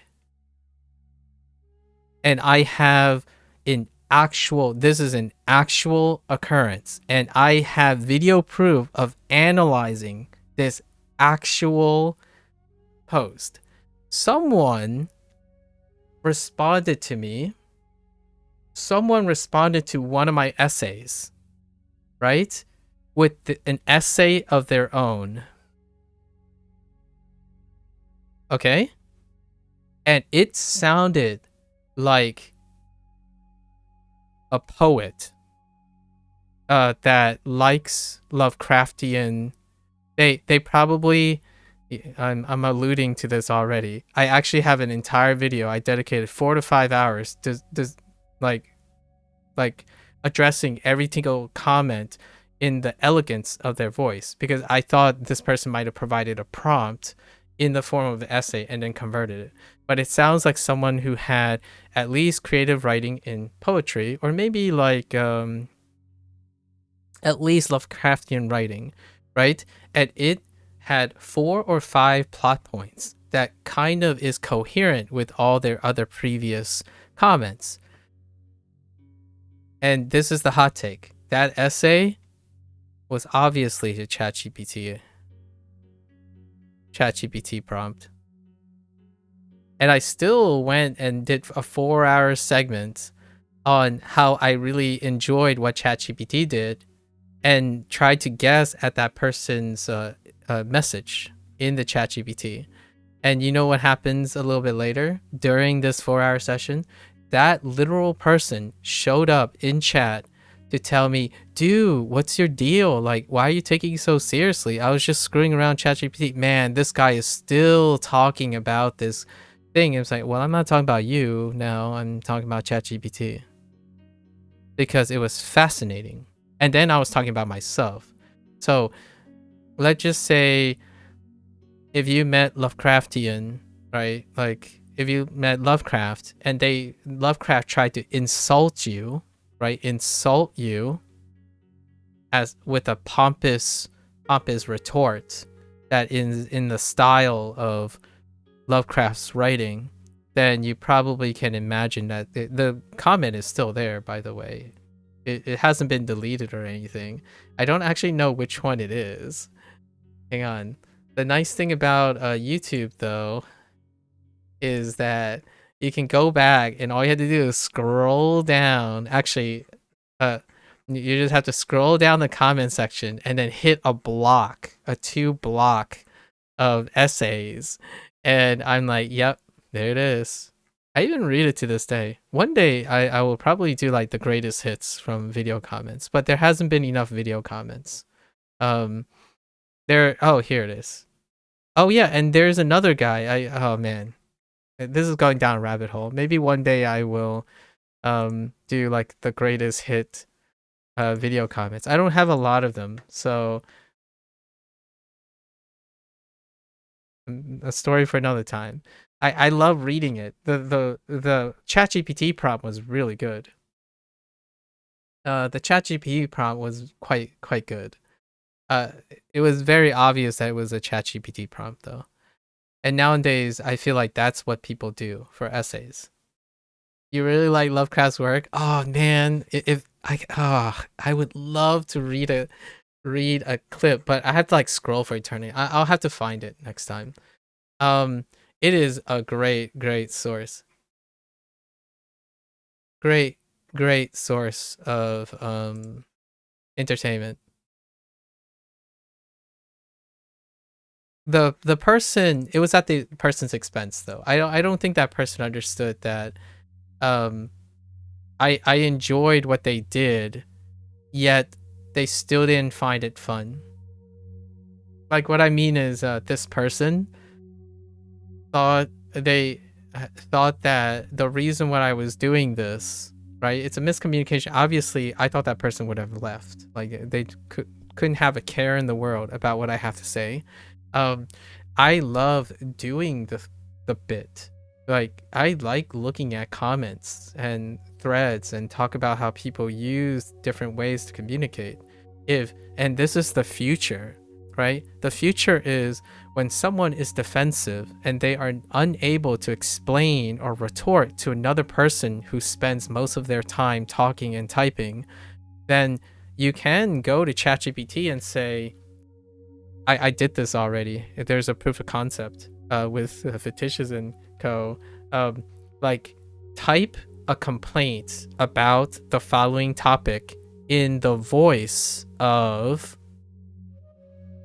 a first-year college student, and you hit that in ChatGPT, and you can probably get something fairly reasonable. Today, by the way, the first thing, this will be the last thing. I really, I really promise that I need to finish my Chinese review. But today there was a Twitch comment. It's automated, by the way. And you might be thinking, oh, you would do some of this. Well, we're using statistics to deduce if it's a bot. There are lots of telltale signs. So it's a user handle, Shay Malore, right? Usually they have some weird names or like some funny names that might give it away, but this one may be agnostic. And the comment says, I really enjoyed the little I watched. Hyphen. It was so cool! Exclamation mark.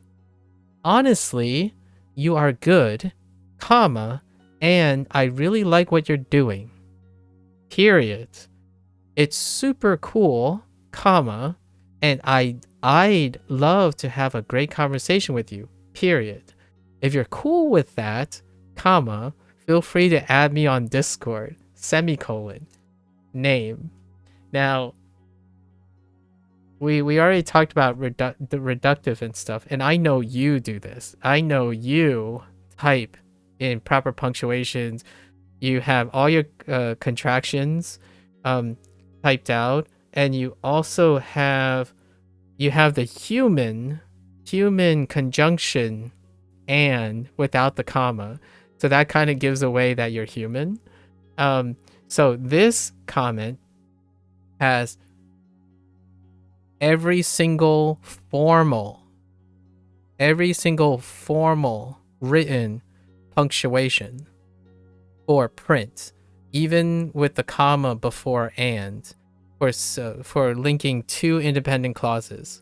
So the chances of this being a real comment written by someone is near zero. Now, it's near zero. So what else is there that Twitch has? Twitch also flags and tells you if this person has been excessively banned by other people. So it's an invader, like an invasive person, like someone who's invading ban. So you put it all together, but when you read that to me, you read that comment, it's super reductive, but it's also very, very long. You see what I mean?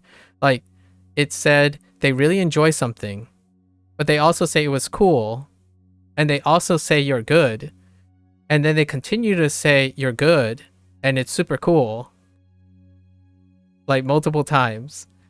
And then the creme de la creme, where it asks, please follow me, or please add me.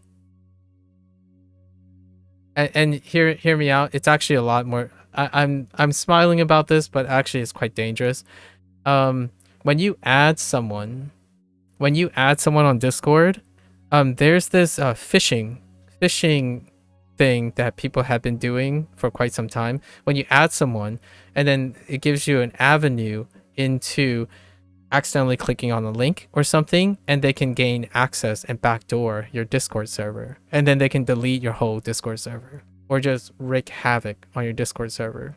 So that type of thing, it's getting beep boop bigger, but you know. And okay, so what is, I want to make this a productive discussion, right? I think, why am I so concerned about, I prefer to be proven wrong or being checked for over analyzing or investing in looking at reductive comments online, because I might be joking about it right now with bot messages like that, but I can't tell you how much money, it's practically an industry now, of how people get scammed by not really practicing reading between the lines, or trying to read between the lines, or have a form of skepticism that's healthy, right? There's a difference between potentially alienating someone but also talking through the discussion versus, I'm just never going to trust anyone ever again because I got scammed. And when you got scammed and you never trust anyone and you never practice it, you'll get scammed. You're likely to get scammed again, unfortunately, because the pattern will change and you did not practice the skill at all, or you choose not to. It's avoidant behavior, right? If you avoid the problem, you're hoping the problem doesn't change in its nature, so you don't get caught off guard. Hello, fellow humans. Today is a good day to exist. Please remember to consume nutrients today. Thank you.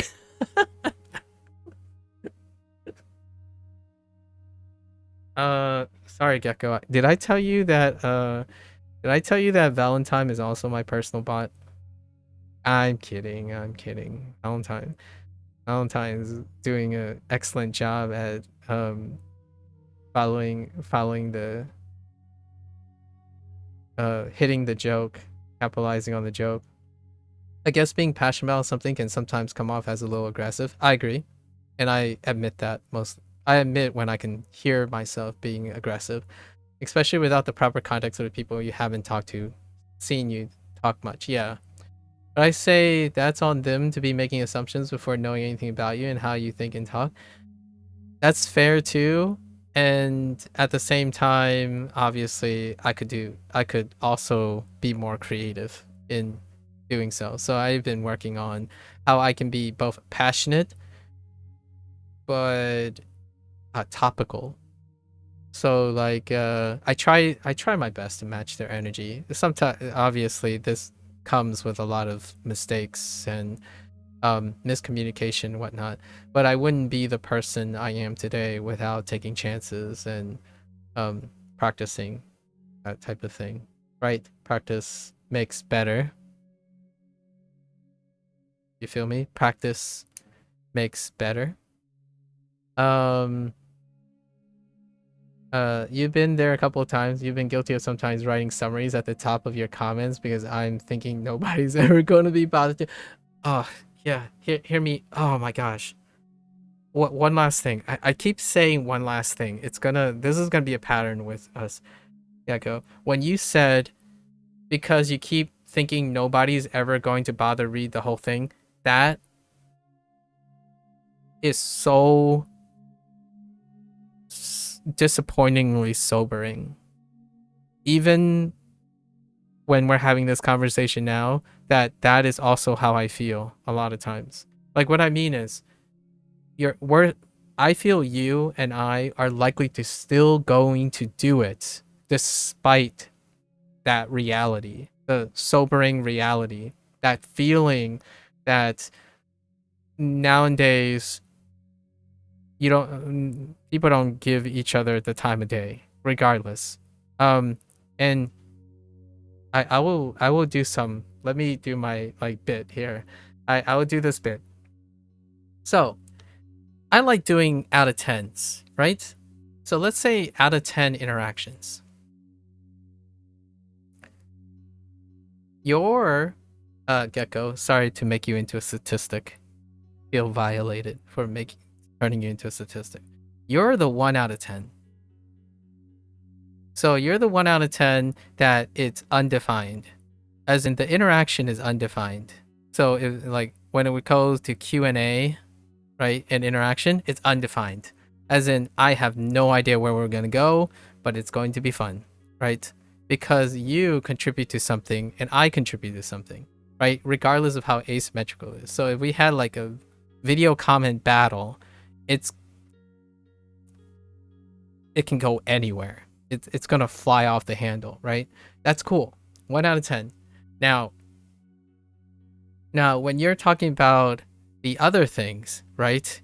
How it's funny, how is this relevant to what you just said about no one's gonna read your comment anyways? So now I'm gonna reduce this to everything else. The other 9 out of 10, when I initiate with this person, they do have a defined end. And here's the punchline. The defined end is, dude, I was just joking. Why are you so serious? This is a paraphrase. There's like various versions of this, but I would say most of them end up having a defined end. So what does this tell me? What do you think? Like, I'm not entirely sure. What do you think this tells me? Or what do you think this tells you if you heard this? My thought was, well, I certainly learned a lot about this person, but I definitely don't think this person learned anything about me. And why is that important to nobody's going to read my comment anyways? Well, these are linked, right? If most people don't take things seriously and they don't ever think about the things in the end when it gets serious, well, what's the point of reading comments?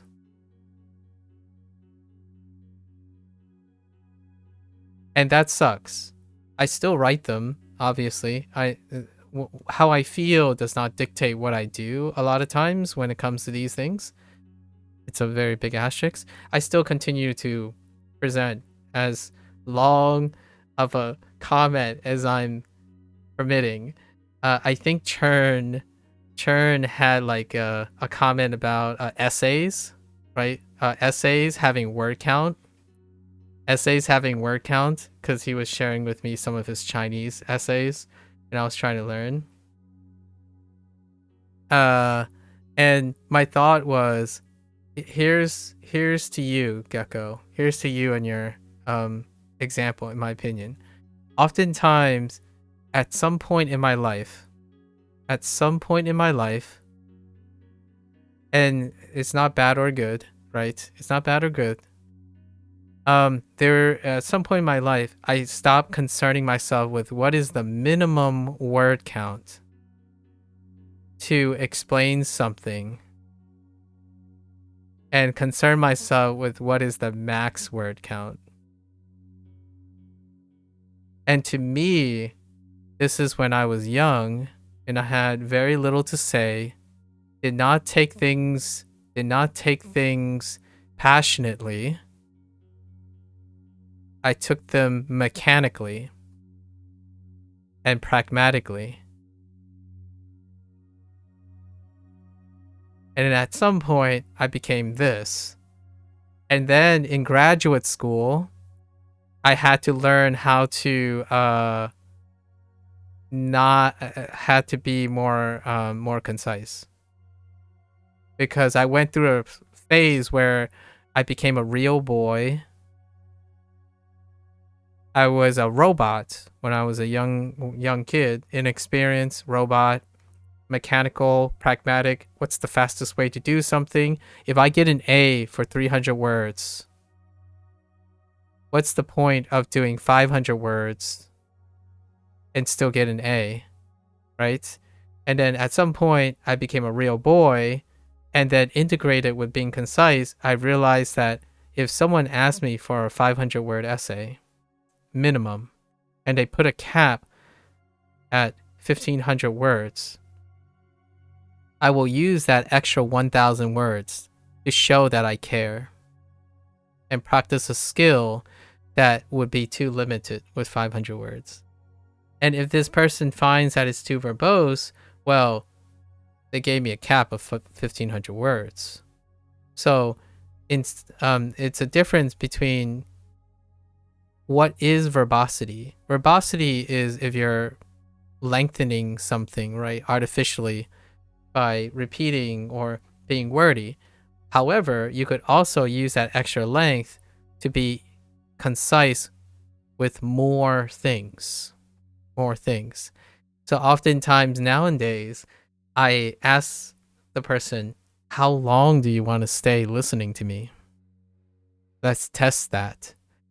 So at some point when I present ideas, I do this format. A, right? A, 10 minutes. It's not exact, but A, 10 minutes. Then I go to point B, 10 minutes. Right? 10 minutes. Go back to A to review, 5 minutes.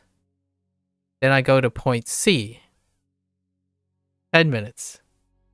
Then I go back. So wherever you stop, right? Wherever you stop, you're fine. Just leave, come in. You might be able to capture the 1 point or something like that. Anyways. Yes. But I had to say, okay, hold on. Let me see. I might try to find and check out the video. It is a comment. It's a pretty, I would be surprised if you can find the video. It's really, really early on. I'll try to find the video you discuss. All right. Yeah. Okay. And Mattia, hello again. And obviously we've done our little yap session before Gecko hits the bed. I think this is probably the most ideal situation. We talk in the beginning and then we do the exercise. I should get on a little bit earlier. Yeah, another topic we can pick up. Like, to me, it's always a balance act based on context. In my job, for example, being able to communicate succinctly but still effectively enough is highly valued. Indeed. Yeah.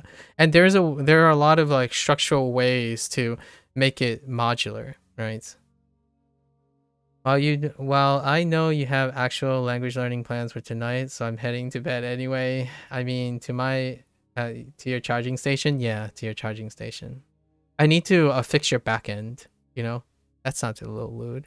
I need to fix the coding on your back end so that you're like a little bit more agreeable. Yeah, it's been fun as always. Thanks for hanging out.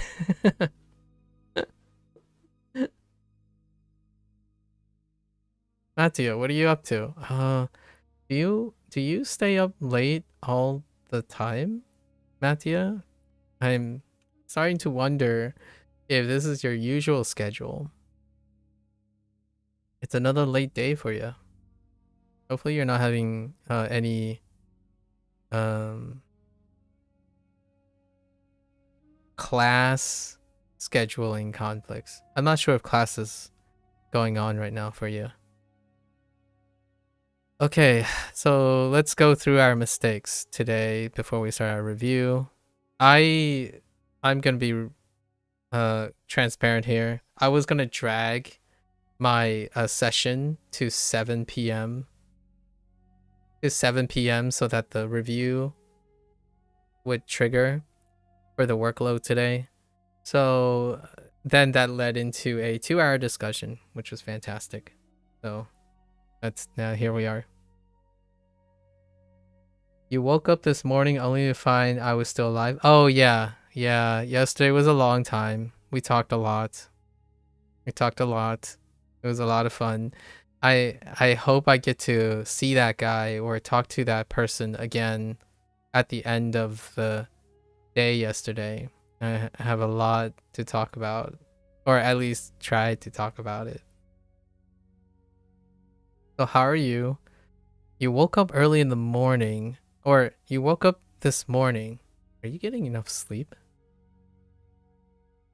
You stay up quite late.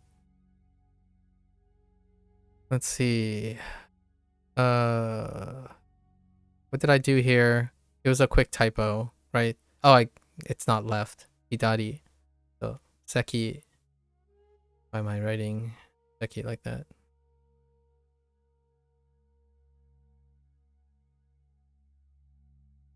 Seki.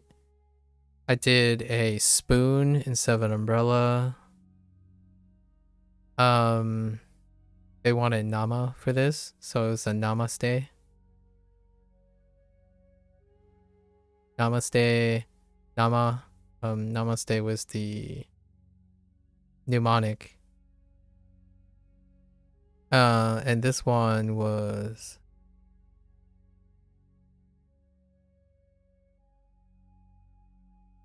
Jean and Jeans and Saber. So Jeans, it's a special exception. You usually sleep for around 1 hour in the afternoon and stay up until 3 to 4 a.m. Oh, so you take a you're a siesta person, huh? I like the word siesta, but you're a afternoon napper.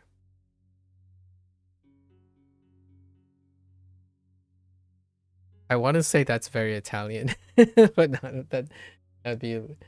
I don't actually know. It's fun because you can participate in discussion like these during nighttime. Yeah.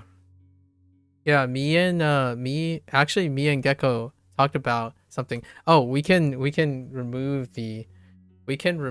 oh, this might be a little tough. We can remove the veil. Gecko and I were actually talking about a comment you made.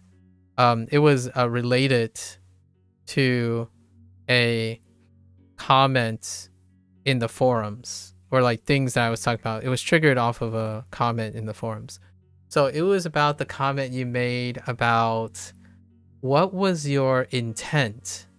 What were you referring to when you said that remember that the volume for the first or the early levels are higher?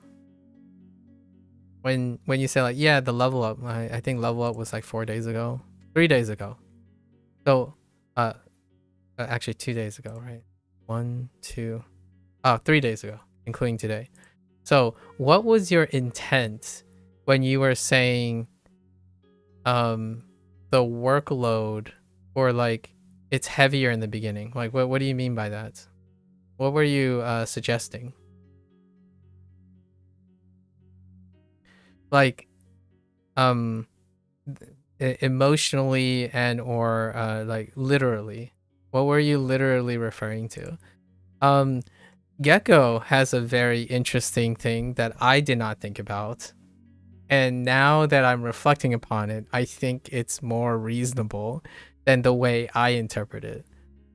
And remember my response was that it was irrelevant to me personally, like whether the workload was higher or lower. Now, I didn't get a chance during that day to explain what I meant by irrelevant, so me and Gecko talked about it. And I think we've settled on the idea that we understand both of our viewpoints. However, I think Gecko is probably right on the mark. So now you get to choose, or I guess I didn't tell you our interpretations, but you get to determine once and for all if any part, whose part, like whatever part was on the mark. But the thing is, I made a reductive comment, right? I made a reductive comment in the interest of time, and then you made a comment, which text is very, you can't explain everything in text because it takes a very long time. So we had a really long discussion, but it was really related to discussing different viewpoints on things, like how to determine what workload is in WaniKani. And I didn't think of workload in the same way. So I'll let you decide how to explain that. I think Gecko has a more grounded, likely interpretation upon reflection. Yeah. So I'm gonna start my review. Do that. So I have to keep moving. Okay.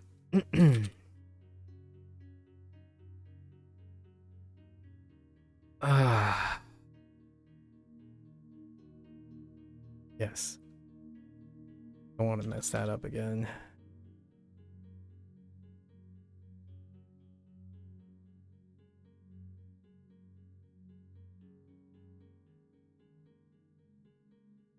Why am I drawing a blank on this?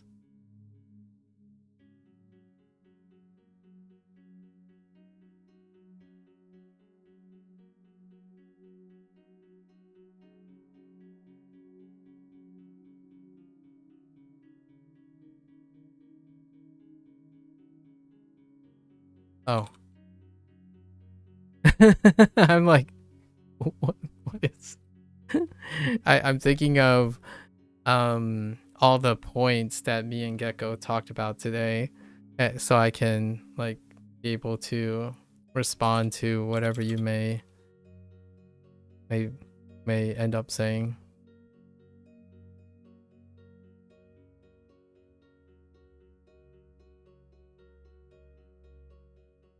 Basically, I think you think the first 10 levels are harder than the rest simply because they are the first ones, and for European and Americans, which aren't used to speak and write in kanji, find it really easy to burn. Ah, so it's a mix. Okay. Fair enough. It's a mix. Okay, it's a mix between me and Gecko.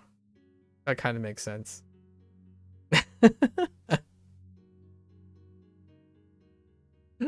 That checks out. Thank you for clarifying. You can like explain more if you want. I have a few questions. Here's my follow-up question. How do you determine... Oh, wait. Simply because they are the first ones and for the European... Ah, okay. Did you know... did you know that the later levels have fewer lessons than the earlier levels? Did that factor into your interpretation at all? That was one of our statements. Frankly, you forgot you have Chinese origins, hence I didn't really think about the fact that you find it easier since kanjis are basically of Chinese origin. Honestly, that didn't cross my mind, but that didn't cross my mind. However, in full transparency, I was illiterate in Chinese, so the thing that makes WaniKani easier, like quote unquote easier, is because I already spent a year learning Japanese and 2/3 of a year learning Chinese. So that's probably would factor in. That's also why there might be a misinterpretation on irrelevant. I meant to say, to summarize what me and Gecko was talking about. When I meant irrelevant, I meant I mentioned that the workload is not as bad because we're strangers, and it's hard to communicate all the things that already happened.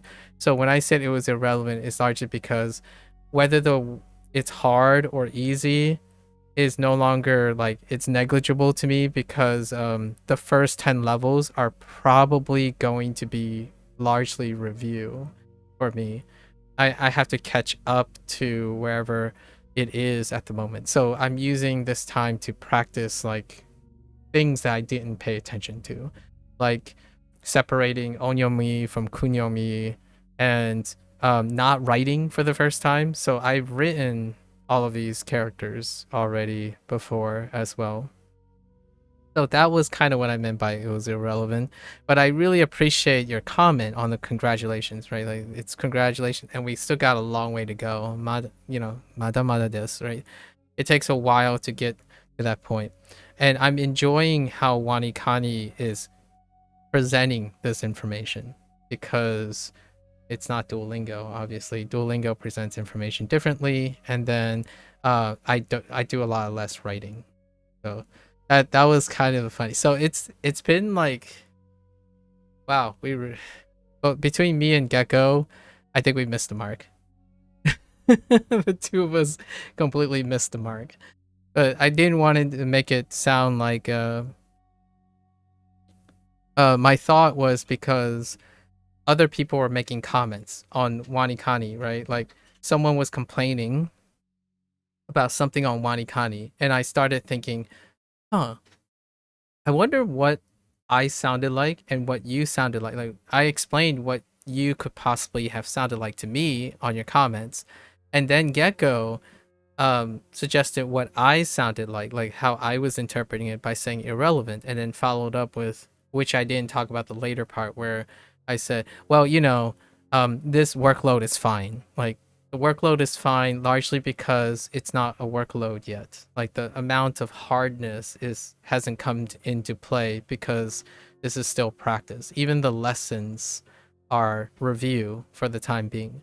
And that's probably what I meant by, we just met, right? And it's difficult to cover what I have posted before. I posted like 600 videos before this, before we started doing WaniKani. So I didn't get a chance to explain myself. You didn't even think about the irrelevance until now that you mention it. Don't worry about it. Yeah. But hear me out. Hear me out. I won't worry about it. But we talk about these things, right? We talk about these things. And Gecko and I, that's what we were talking about, by the way, for the first like hour and a half. We were dissecting it. Gecko thought maybe it was Gecko suggested a different perspective where it was hard, right? The early levels were hard because the workload is higher. As in, I don't know if this is true because I didn't go and look at the number, but there are more radicals where there are more things. Like he was suggesting maybe you might meant the early levels are harder because there's more workload, as in the levels have more radicals, kanji, and vocabulary in the first 10 levels or the early levels. And I thought you meant that it gets easier later, as in over time the workload appears easier because the early workload appears harder in terms of like volume or something that makes it harder. And he and I got into an argument about, well, the workload doesn't change, it's fixed, right?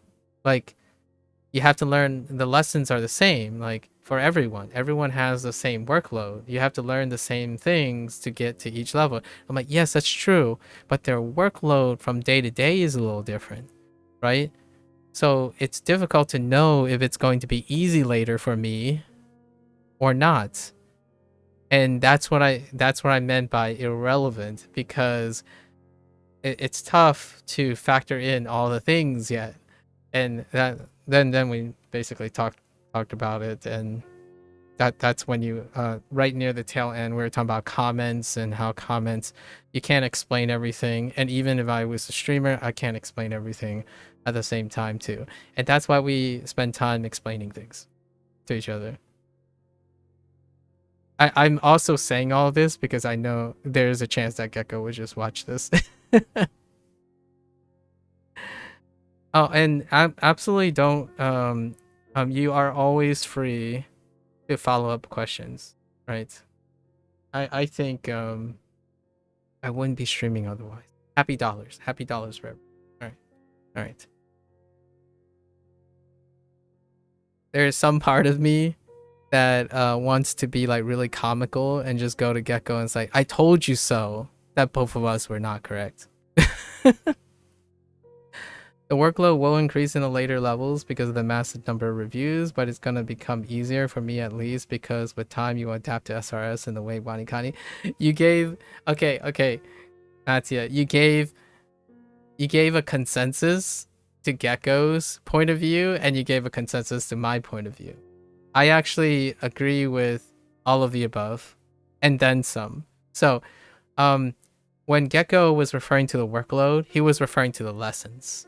The lessons will always stay the same. They're fixed, right? Once you accomplish the lessons, and then I legitimately used your exact reasoning. The reviews may change dynamically because they stack on each other and it's across all the levels. So lessons are fixed. So that workload will be fixed no matter what because it's predictable. That's the factual element of it, and I agree with him. But the reviews are dynamic because it's the SRS system. SRS incorporates a space and time. So there are days you do a lot, do less, and then there's stacking on top and whatnot. So it's highly unpredictable how it would feel. And then you did one better, which me and Gecko did not even get to or think about at the time, which is the adaptive nature. When a person routinely becomes adapted to a system and gain efficiency that way. That's a very excellent point, by the way. Wants you to act. Wait, what do you mean by wants you to act? Ne? Explain. What do you mean? Wakarimasen. That's not it. Shirimasen. You're always hitting the word limit. Yeah. And you, for the record, Natia, that is the last comment we were talking about when we're hitting word limits, in different formats. Me and Gecko were sharing all the different times when word limit comes into play. Yeah, understandable.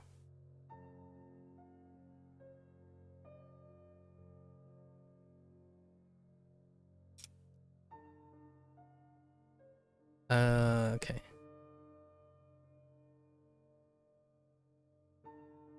If this isn't already apparent, I want to reiterate. I think people who are typing their comments have far more of an effort than me speaking through a mic.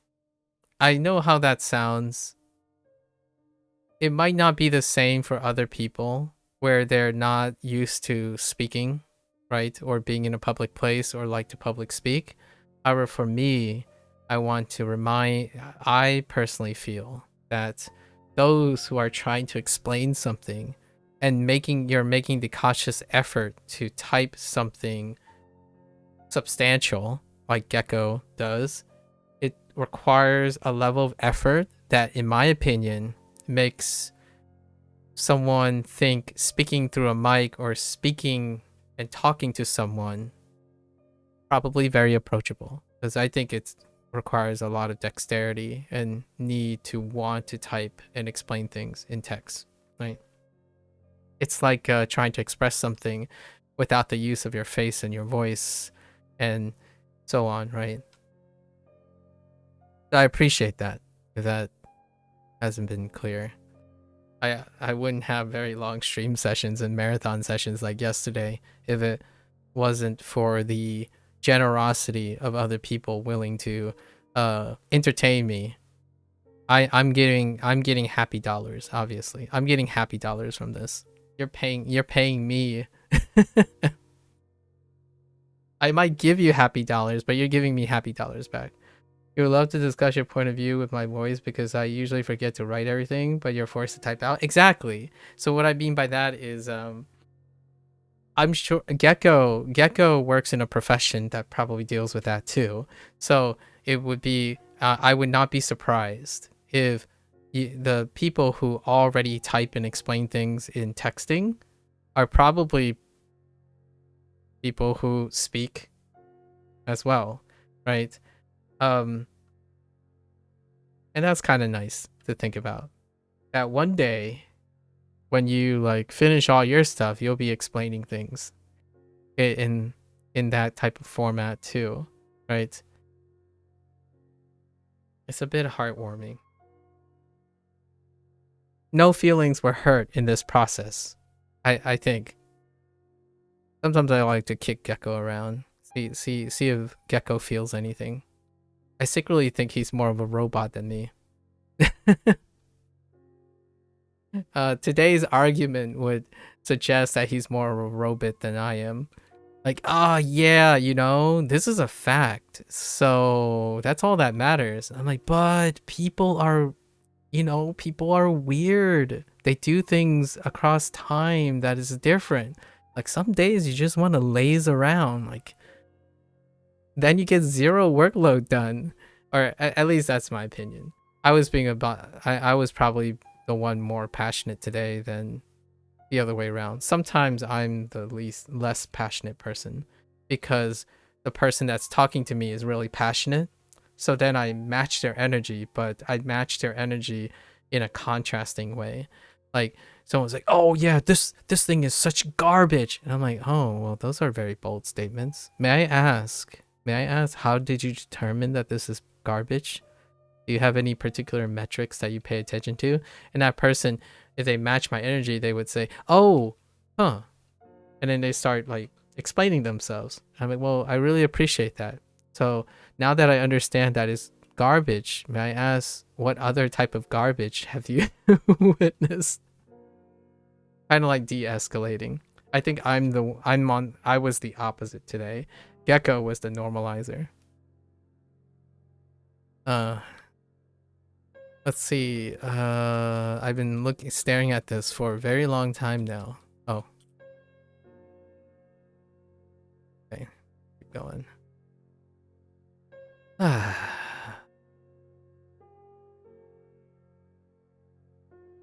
How were you? How was your day today, Mattia? Tell me something that sticks out about the day. Not that it sticks out in a bad or a good way, but something that you remember about your day. And tell me about something that I don't know when you were doing that thing.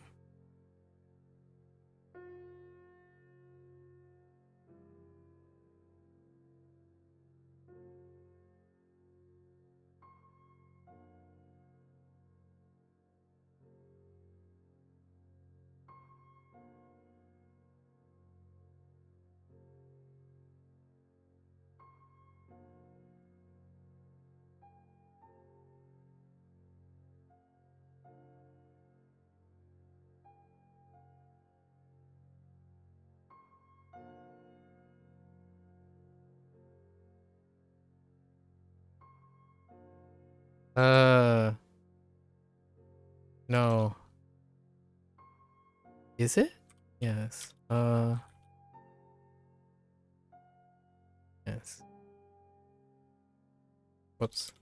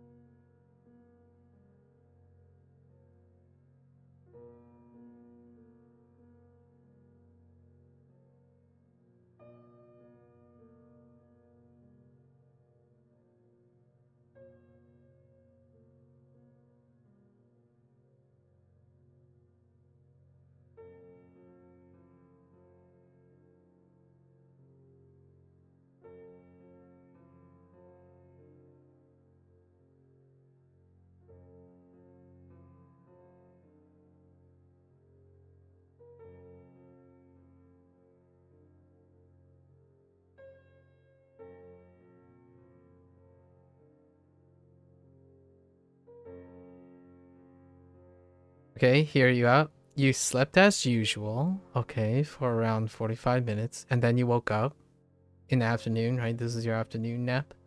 I remembered about the soccer match in which your favorite team was playing. They tied my usual luck. Oh, you like football. Did I know this already? No, it was my discussion with the other person yesterday. Football, huh? Wait, maybe I did know this. You might have mentioned football before already. That so checks out. Oh yeah, I remember making a comment about um that is a very it checks out to be interested in football. It's a statistical likelihood. So your favorite team, huh? I don't know a lot about football or soccer, right? Sorry.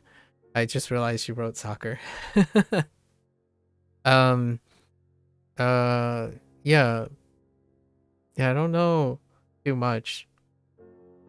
Uh I know that at least in that general region, lots of people are interested in soccer. Do you play soccer at all?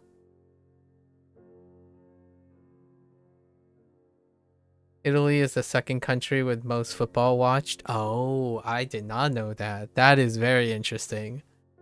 Only after England? England is number one? Really? I thought maybe like Brazil or something is one of them. Is Brazil number three? Or maybe Germany is number three? I England, really? England and Italy for most watched? Oh, as is it like most household per capita, or is it like most hours? Germany and France. Oh man, I really thought Brazil would. I suppose there are a lot of places in which maybe it's a per capita measurement. I thought maybe like a South American country might also land in the top five. I don't know where. I guess the United States is like 40th or something, right? It's because Europe has all of the newest talents. Yeah, very sensational. They all play in Europe. Yeah, yeah, and there's a lot of hype too. A lot of topical hype as well. I I think I haven't ever traveled to Europe yet. However, I think one thing that I would probably do is also attend a soccer match or a football match, right? Um, because it sounds like a wild experience. Obviously, playing it safe and stuff, but it sounds like a maybe an off-season game, a slightly off-season game, but it sounds like a wild experience. I would say that's I used to not have an appreciation when I was younger, appreciation for like going to a game, like looking at sporting events.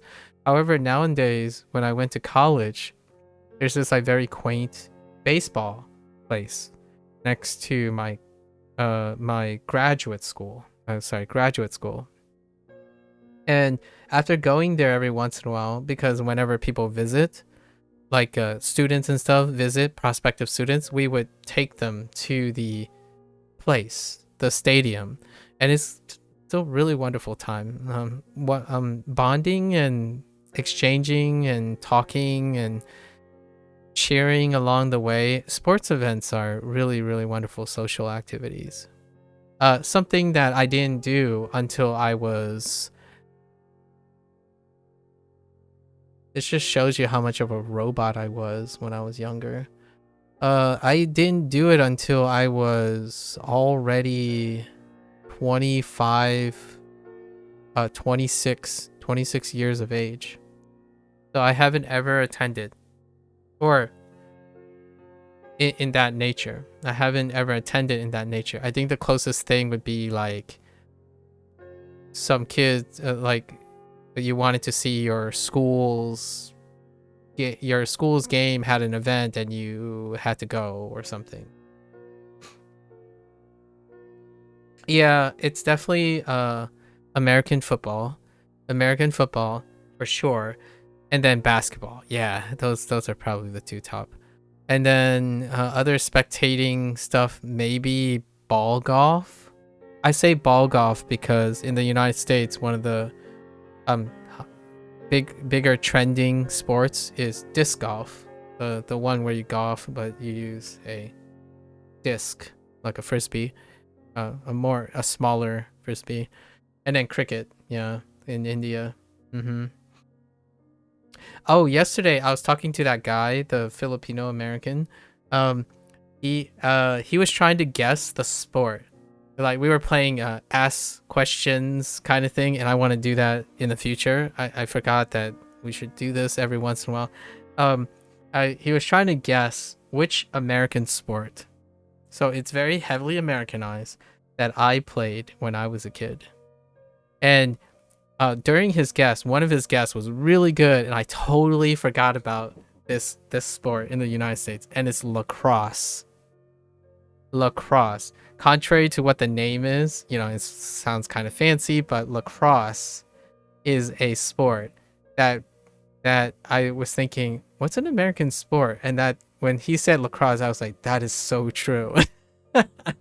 When you think of cricket, like the reason why this is kind of relevant is when you think of cricket, it's like, oh yeah, India, it's ingrained into your brain. But when I think lacrosse, I'm thinking you have to have gone to a university. Lacrosse is a very, very like posh sport that is American of origin, and oftentimes if you go to a university, if you're a university student of any sort and you go to like various top universities, they tend to have lacrosse, and it's spelled as though it would look like a French word, but yeah, lacrosse. I think there are two S's. I don't quote me on that because it's heckin' English with some French inspiration, but lacrosse, this sport, I was thinking, wow, it's been so long. This guy that I was talking to, his wife both of them work like that. They work probably back and forth with university. Lacrosse? Wait, hold up. Let me make sure I spell lacrosse. Lacrosse? Yeah, I spelled it correctly. So lacrosse is this. It's one word, lacrosse.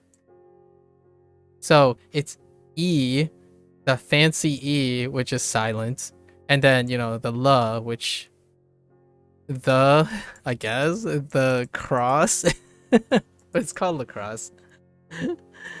um, do you have field hockey? It's kind of like if hockey was not hitting the thing, but it's carried on the net. So they have rackets that you pass the ball. So instead of using your hands to pass a ball, it's really weird. And it's a contact sport too. Lacrosse is somewhat of a contact sport. So it's like kind of taking American football and adding yeah. I was like, oh man, like what? It's so, and you know what's funny about it is because right when I type in lacrosse, my university, you've only heard of it in the news. Yeah, like the moment I type lacrosse, immediately one of the teams that are shown on the YouTube reel is my university's team. Yeah, lacrosse is a weird thing in the United States. The sport, by the way, that I played, he got it on. He pretty much had a limited number of choices. It was bowling. I bowled when I was younger. Bowling is another American centric sport. It is located in other places, but most of the time it's heavily American centric. Yeah.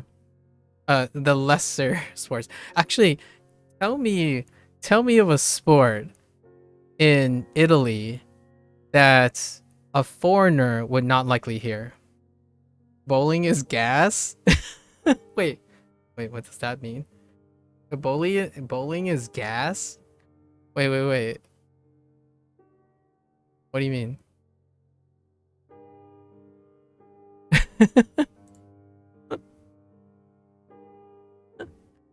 Also, tell me, is there an Italian centric, like a regional or local sport that a foreigner would not be would be interested in looking at? You misspelled the question mark with the exclamation mark. Yeah.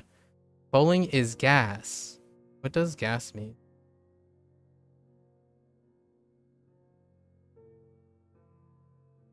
Yeah, I'm not sure what that means. Elaborate for me. Elaborate for me, please.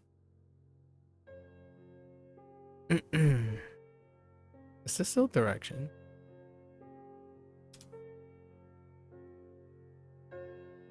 I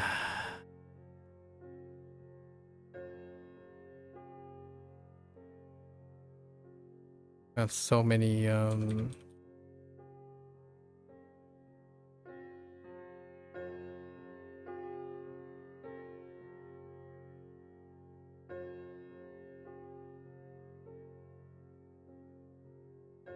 so many different topics to talk about. It means bowling is amazing. Oh, that gas. Oh, like fire. Oh, I didn't realize gas, it evolved into gas now. I'm still in the trend of fire. And then fire before that was based. And then based before that was lit.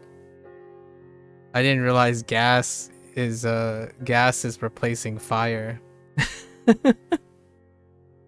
Okay, that's what I thought that's what you meant, but I couldn't be sure because I haven't used gas yet. I typically only hear fire so far. I'm a little behind on the internet slang. I'll keep that in mind. You like bowling? Wait, have you bowled before? I actually have no idea what the presence of bowling is outside of United States and the Americanized countries. Heck you, fetishes. I wear my boomer. There's no way you have used gas before.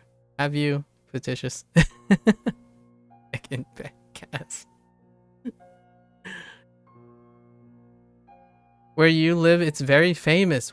Wow. Huh. I did see, I haven't checked up on the bowling scene in a while. I did see that yesterday when I was looking at bowling, Belmonte was like the top bowler for a while during the times when I was bowling. He's an Australian. And then I was like, I think he's still the top. And I looked up and it looks like there's a lot of Indians actually. Indians are on the top of the bowling international ratings. So bowling is like very different now. The bowling scene is very different. It's often, back in the day, it was often taking place in like a British slash like a British colonial slash like an Americanized areas like Australia, for example. But I haven't really seen or followed bowling since. It's been a very long time. Like it's been over a decade since I follow bowling. You usually play it 3 times a week. That is such a coincidence. I can't, like, Matthew, I can't even tell you how uncommon to hear that. Whenever I bring up bowling, I rarely ever hear people like, oh, okay, well, that's kind of fun, let alone bowl regularly. Pros clean the ball and somehow make it, yeah, hook. Yeah, the bowling hook. Yeah. We still got all the terminologies. I'm sure all the terminologies still stay. Like, I'm a tweener. I'm not sure if tweener means anything, but you know, you have your bowling lane, right? And then you have your markers, right? These are your markers. So a tweener is usually, if you're a right hand, so this is a right hand approach. A tweener is usually around, they rarely go out and back in. So oftentimes they go slightly out to delay the ball's curve and then into the pocket. So that's a tweener. And then a cranker at the other at the other end is someone who starts at the left side of the median, and they would hook out here. And usually the stronger this arc is, the more the pin carry it would have. So like it would scatter and it would pick up stray pins, because oftentimes like a 7 and a 10 pin, you want to have hard. So tweeners tend to, or like, I mean, you still leave these, but what happens is like I don't over rotate most of the time. It's a little bit more reproducible, but crankers are over rotators. Yeah. And these are perfectly legitimate styles. Obviously, consistency makes practice makes them consistent. You don't know what physics law is used to make it rotate like that, and it still hits all 10 pins. I tried it, zero pins hit. Ah, so you do you play with friends or family? What gets you in the bowling alley? I haven't stepped into a bowling alley for a while. There is a lot of things about like thumb position, right? Thumb finger position on a bowling ball upon release, and how it creates an arc. And also the bowling balls themselves. Sorry, I used to really love bowling and I wanted to compete for a while. The bowling balls themselves can be asymmetrical, by the way. The core of the bowling balls are made of different material, and it creates its rotational center of axis a little differently. So that's why they like, sometimes you could just let it go and it'll rotate naturally in, and it deals with like the distance and the speed of your thing. You usually watch pros play with their own balls and they clean it and make it rotate strangely. Yeah. I cannot. I'm still a little culture shocked by the idea that you happen to be an Italian who regularly enjoys bowling. You don't know how. Do you play like for fun? Like how do you go about it? You're baffled by how they do it. I'm sure someone out there, someone near you, can demonstrate it. I'm not entirely sure if there's any straight bowlers that has ever made the pros. That would be interesting. There's also two hand. Like, nah, this sport isn't for you. That's fair. Do you play anything else recreationally, or do you have any particular sports that you participate in outside of watching?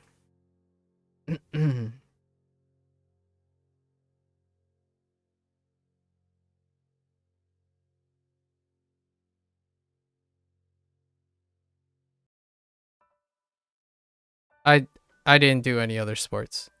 Outside, Taekwondo is technically a sport, but I only did the discipline side of things.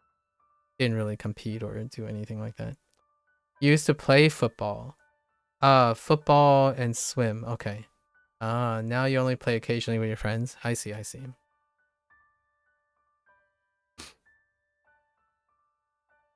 Sounds like a very healthy relationship.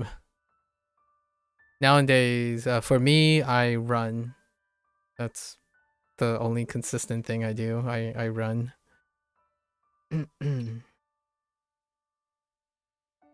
For like exercise, form of exercise.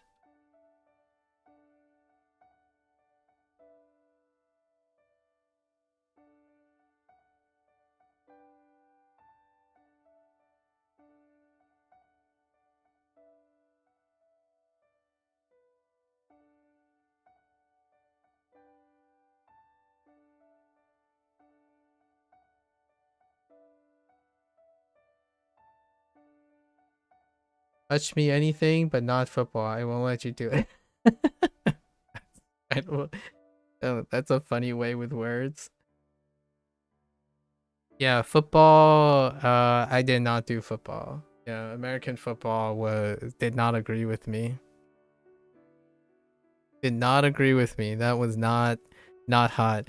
And baseball, not so much either. I couldn't hit anything. I'm okay with the racket, but not with the bat. So there's just something about a bat.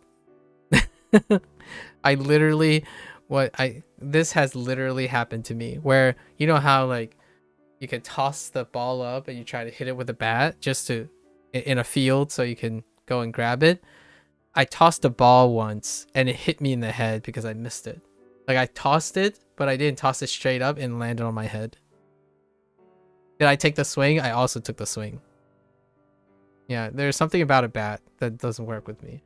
But if it's like badminton, right? Badminton or something, or table tennis, right? Ping pong or something like that. That's okay, because there's something about a bat that is very, very weird.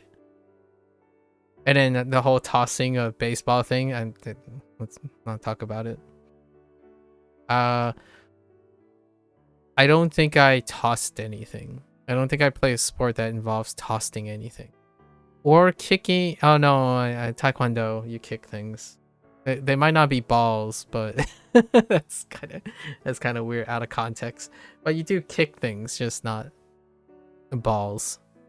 I mean, not intentionally anyways. That's a joke. That's a joke. Sometimes when you're sparring, it happens. You might take a kick to the balls, you know. It happens. Not intentionally though. Not intentionally. It has happened. It has happened.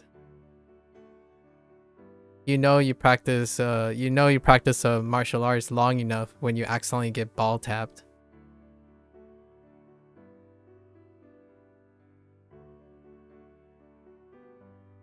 It's because in Italy, football and their traditions are carried by previous generation, especially your grandparents and your parents to the newest ones. Us, we can feel it in your veins. I can imagine. In that case, it kind of explains why I didn't have any sports that I inherited from my parents. If running a business was a sport, then I did not inherit that from my parents. One of the more consistent things about my parents' generation is, if you don't become a medical doctor, then you run a business. That's the sport. It's the sport of life.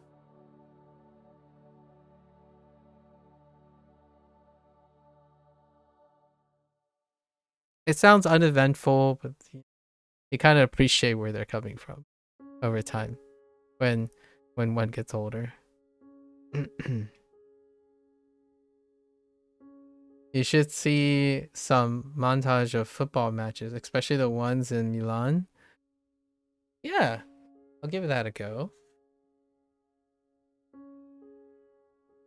Milan, you say? Alright. I will watch highlights of some Milan game.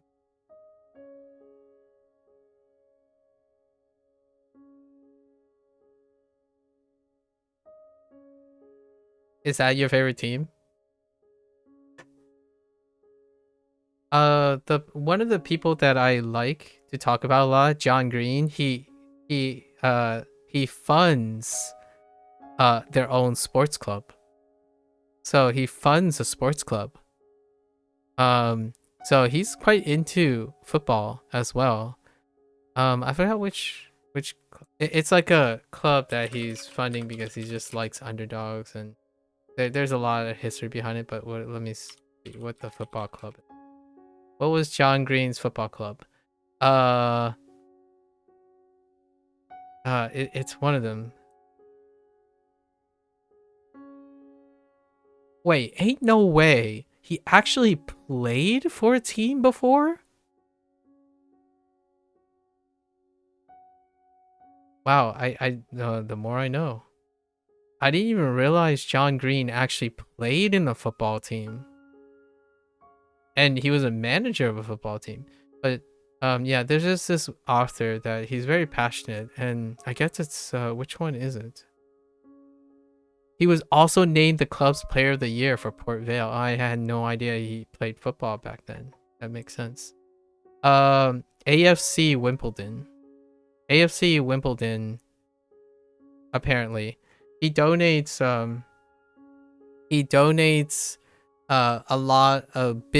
quite a lot of his a significant amount of his revenue from videos to support AFC Wimbledon.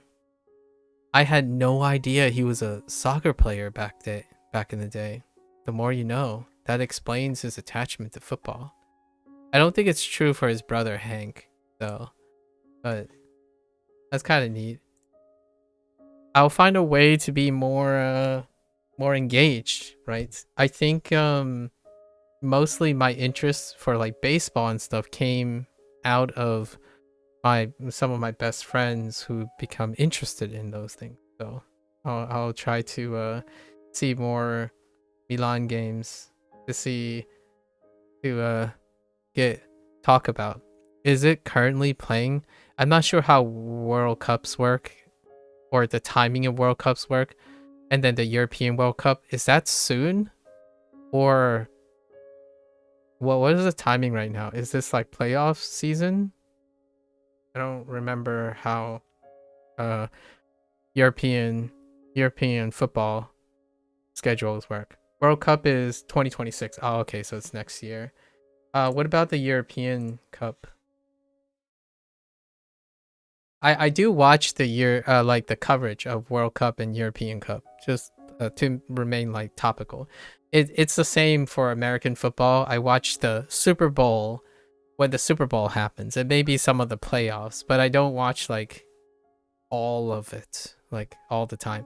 And I watch like the ATP matches, right? Tennis, single ATP matches. So like Wimbledon. What do they call the French Open? Forgot what the French Open's name. Just the French Open. And then the one in New York. And a Roland Garros is the French Open. And then the New York is, I forgot what they just call it, the New York. Oh, no, it's a different name. And then the Barclay world event as well. So I dabble in various things, like marathon running as well. I like to keep topical about those. Spain won the 2024 Euro. Oh, so it was already okay. Oh, okay. When is the Euros Cup happen in the year? Yannick Sinner is ranked #1 in tennis. Yeah, at the moment. Yep. I got into tennis during the Federer, Djokovic, and Nadal period. Right. Oh, it's every 4 years. I see. Yeah, so most of my tennis watching was when Federer, Nadal, and then the rise of Djokovic was happening. And then now I stopped watching after a while when basically Federer retired, and then Nadal was selective, and then Djokovic was still like steaming ahead for a little bit, and then now it has changed. 2026 is World Cup, 2028 is Euro, and 2030 next World Cup. Okay, etc. So we're on an off year. I see. Got it. Is this usually the prime time for football, or do football come later in the season? Did football just start back up? Is that why you're excited?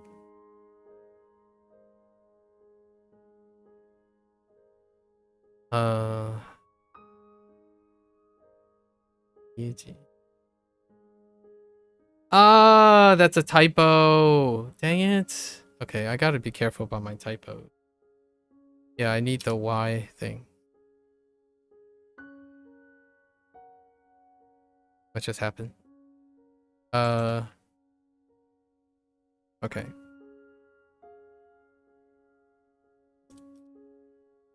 Gotta be careful of typos.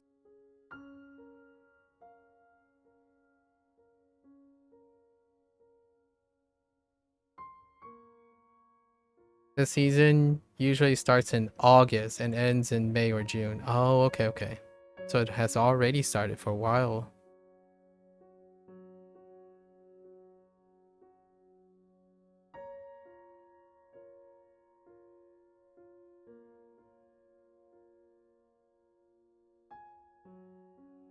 I don't remember the mnemonic for that anymore. Don't really need it, but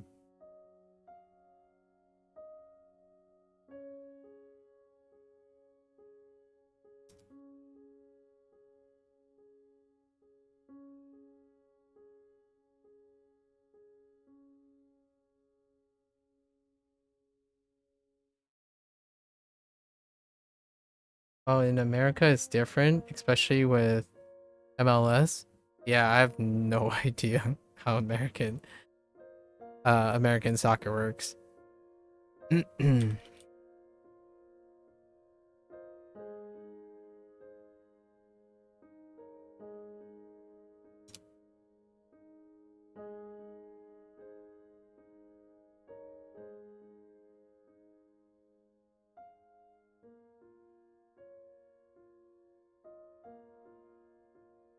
um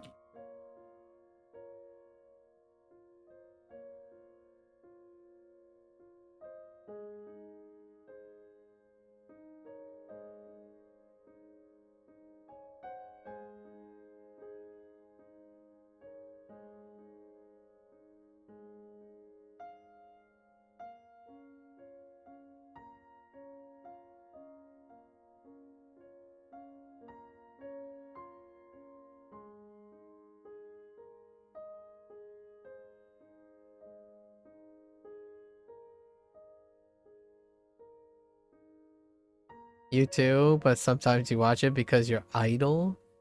Oh, Messi, yeah. Uh, I did pick up two or three names that come up a lot when it comes to football personalities. That's definitely one of them.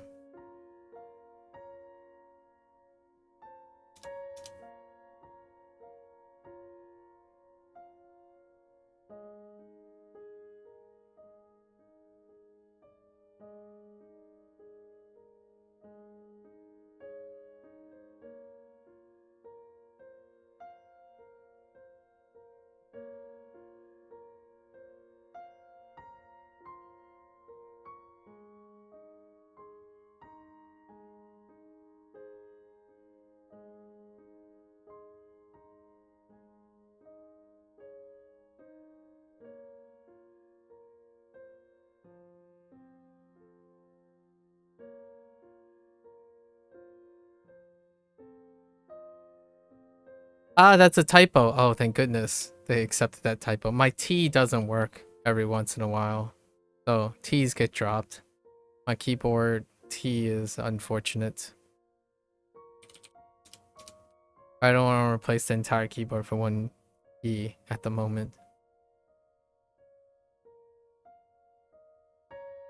There are a few keys, but the other keys don't happen as much as the T button.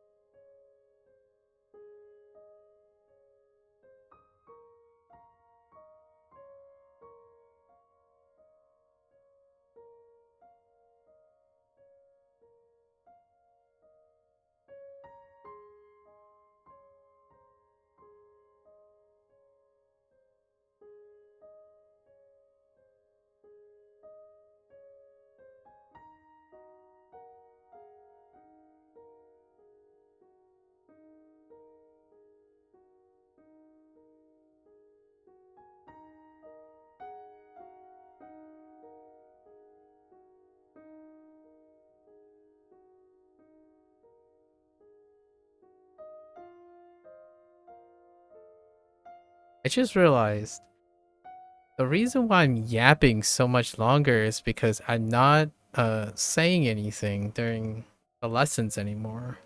In Duolingo, I read out all the sentences and I also talk about all the sentences.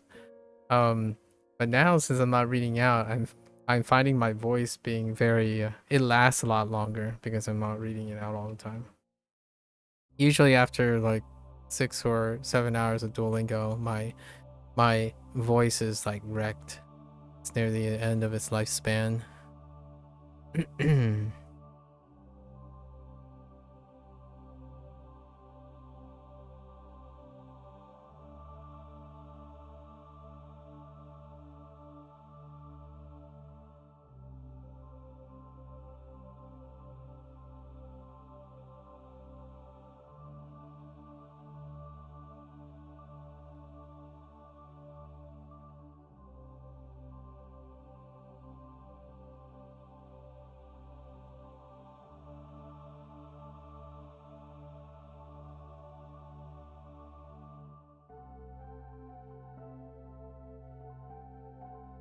By the way, if you by any chance mistype something, are you going to talk about the scripts or something? I think I already made a comment about that. You can click the home icon on the upper left. Oh, and then redo it. No, that's fine. Yeah, I know what you mean.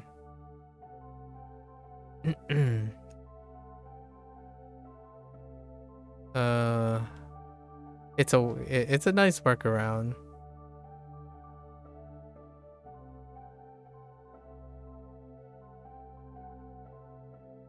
Yeah, I heard. Yep. Other people use a script to do like a double, like a check, like a check for typos. Yeah. It's okay. You know, typo's typo. We will live. We will live.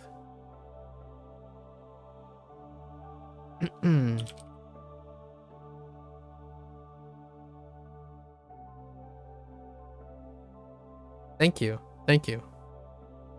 I heard, I read in the WaniKani forums oftentimes, like, oh yeah, one of the scripts you want to add to on top of the WaniKani, which I do agree, it comes up a lot, where you double check, like it shakes and make sure to double check if you have a typo, which I would say right now, yeah, typos account for most of the errors a lot of times. Understandable.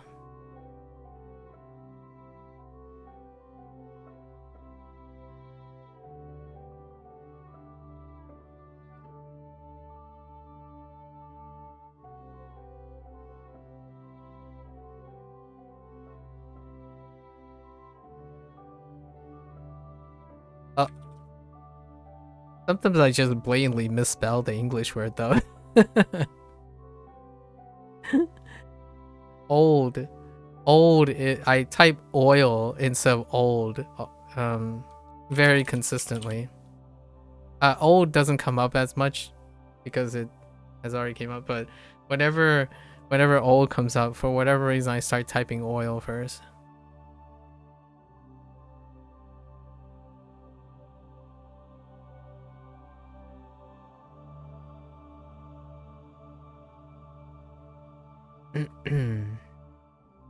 Oops.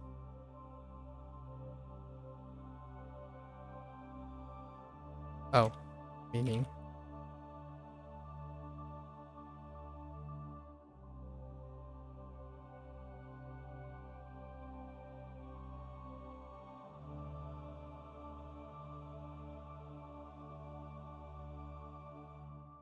Yeah, you have to translate some of your newest complex words in Italian. Otherwise, I would be misspelling 99% of your actual review. That's understandable.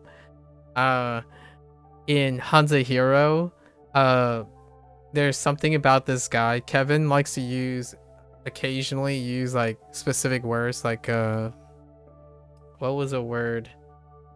Oh, for WaniKani, 20th. I'm like, I have to like pause. I'm like, is that how you spell 20th? Like even common words, I would be questioning, and I like to think, wait, is that how you spell 20th? The more I stare at it, the more it looks weird. Okay. I'd like to say, like, to other people, like, maybe other people feel differently. For myself, the more English words I learn, right, or relearn or use, actually it doesn't make that whole like misspelling thing go away personally, because it expands and adulterates how many other words you would use. I think the words that you're more like I'm okay with spelling all the time right away are words that I use a lot. But if you learn more words, sometimes it like separates the use of those words. So oftentimes I could have like what's a good one? Things that have like double S's, like possessive,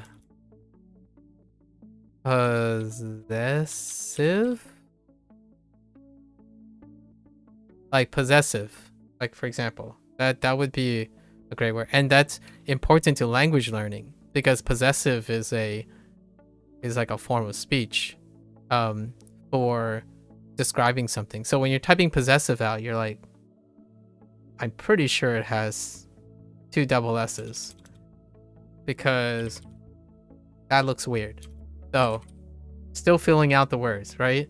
So words like this still comes up in my head. I'm like, and also for the record, I don't use in my normal day when I'm typing, I don't have autocorrect.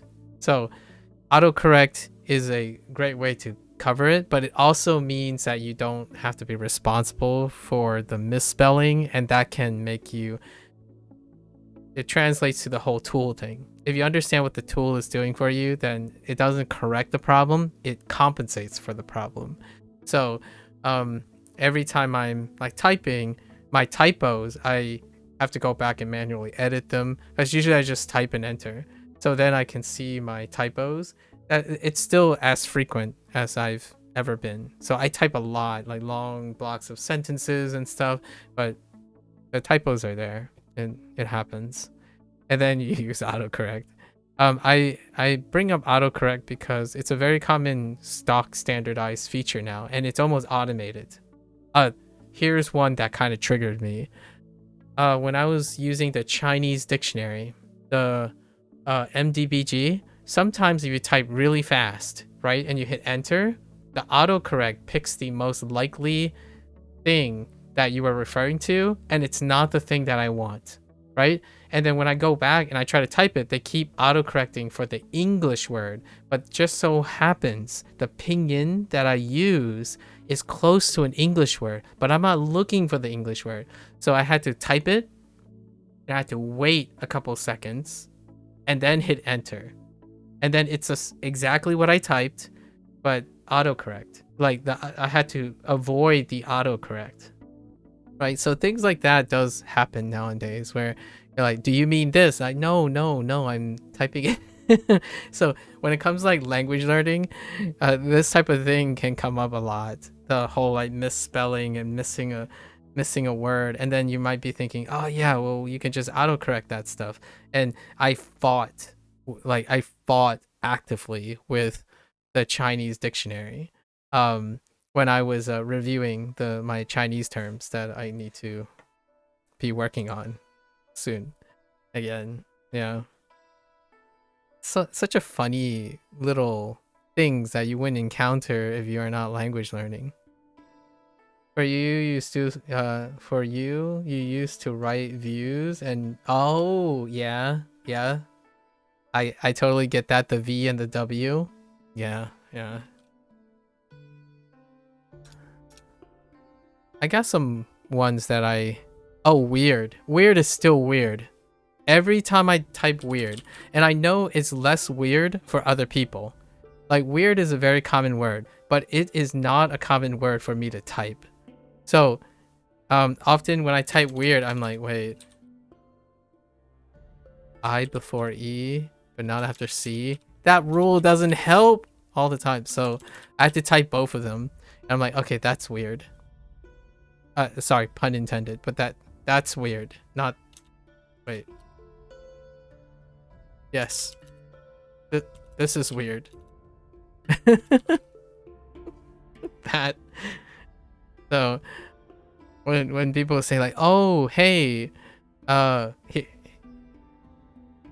for a record, when someone goes and like when someone comes in and saw me do that, they're like, I thought you were a native English speaker. It's like, yeah, I'm a native English speaker. This is exactly the problem. At least in my opinion. Like, this is going to be a joke. It's kind of like a comedy routine. I can see myself. You know, you're a native English speaker whenever you type something and if you stare at it long enough, you're not sure if it's correct. At least in my opinion. It's the opposite. I feel like it's the opposite of an expectation from someone else. Where like, if you're not having an argument about how do you remember how to spell weird, then you haven't been in my opinion, you might not likely have used English long enough. Because I still really like receive. Receive is the prototypic word for the I before E except after C, right? That the rule is I before E except after C. So it's after C, so I comes after E. Right? But what about weird? It's not before E. And it's not after C. those mnemonics, oh my gosh, those mnemonics, like I'm talking about mnemonics because you know, we're using WaniKani, so WaniKani uses mnemonics too, and I can only imagine what the English version of it is. I'm not sure there is an English version. Like they go about doing it this way. I'm like, how do you do mnemonics for an entirely alphabet? Like, I started thinking about these things because I didn't learn English in a different. I didn't learn English that way. So, later down the road, we're going to use way down the road, like next year. Next year is probably the year we're gonna do it, where I'm gonna use Japanese and Mandarin, Japanese and Mandarin to learn English, like do some English courses. I'm very curious if I can find something that see like the encounters of things, how they would approach it, because spelling kind of sucks. It's like for me, I'm very terrible. I'm very terrible at explaining spelling. Also, I might learn a bit of IPA.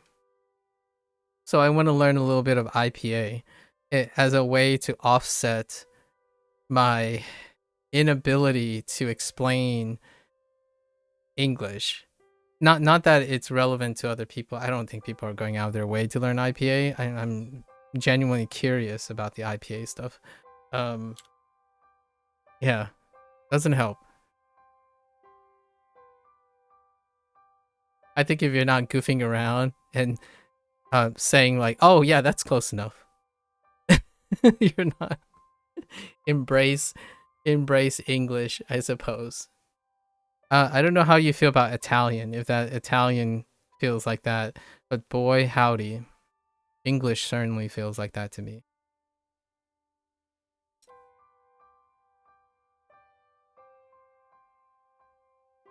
Like, it's close enough, buddy.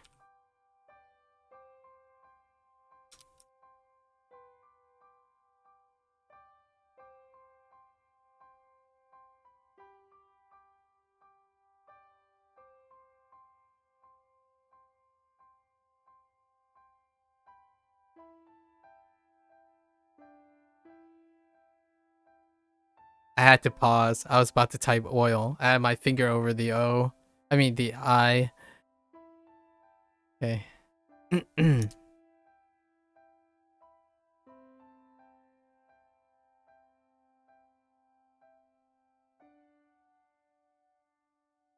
Oops.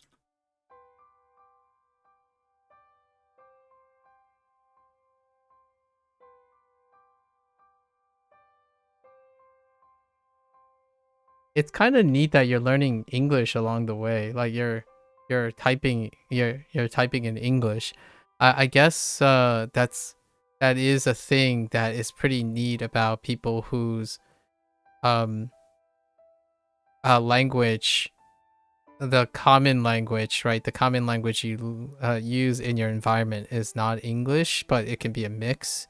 And then looking at app design in this way is something that I sort of kind of appreciate what Duolingo is trying to do, where it's a lot of heavy investment, but you know, I have to remember when, like, here's a sobering thought, right?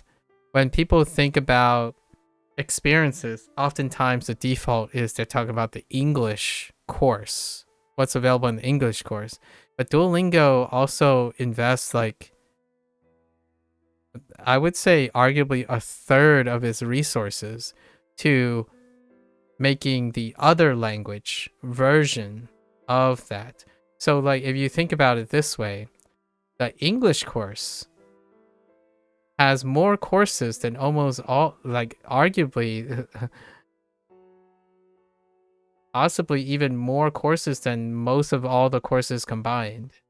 So, what I mean is another language to English, and then English to another language. Anything that involves English was substantial. So when we think about WaniKani, it's going one way, right? And then, you know, the people who made Kaniwani, or the unofficial, like, Kaniwani, is going the other way. But that's two languages going in two different directions. Meanwhile, you have apps like Babbel, Link, and whatnot that have to do all the different pairings.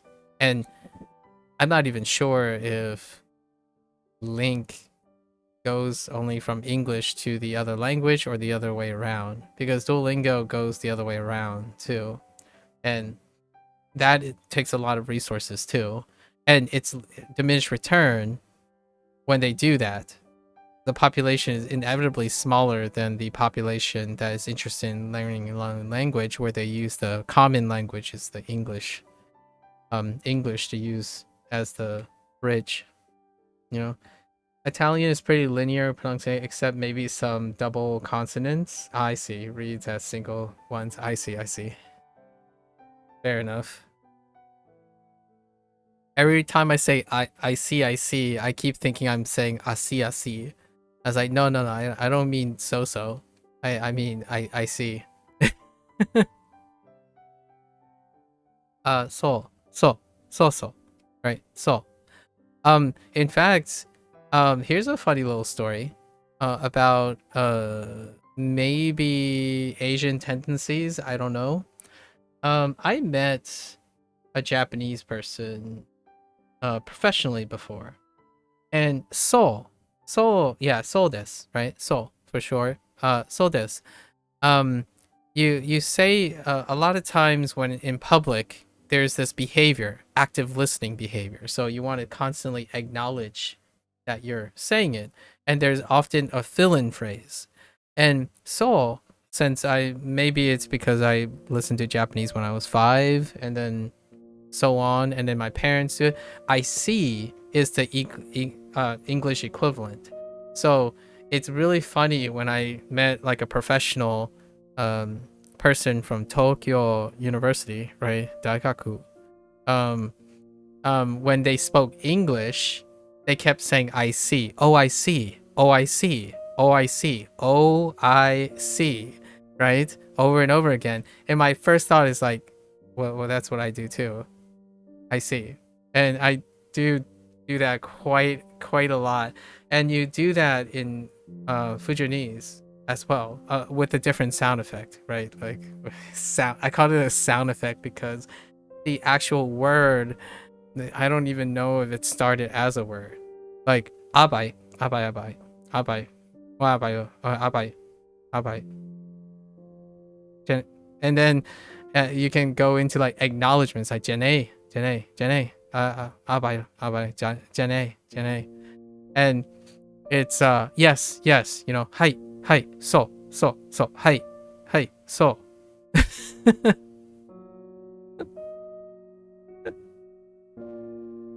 uh, uh And then I don't actually know if I have anything for Spanish. I haven't spoken Spanish for so long where I would have a filler word that I've um ac- uh, acquired over time.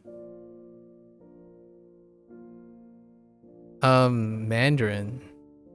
Is there a Mandarin? I don't have a Mandarin filler word either at the moment. But it's probably going to be something close to I see.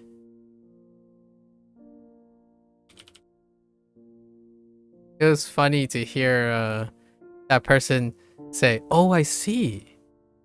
Oh, I see." Like different versions of it. Like the soul desk came out differently. It used the person.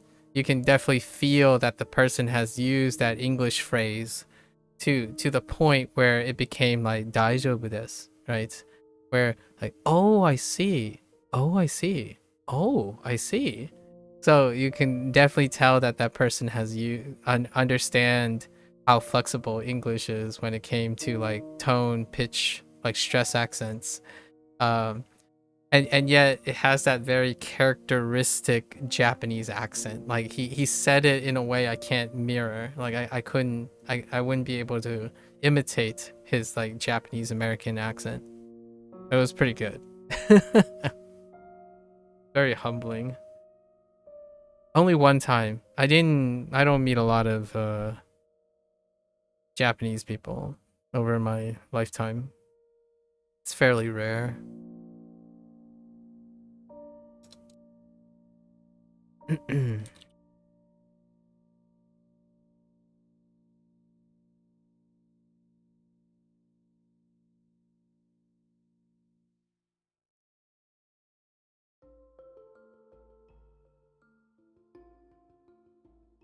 Whoops.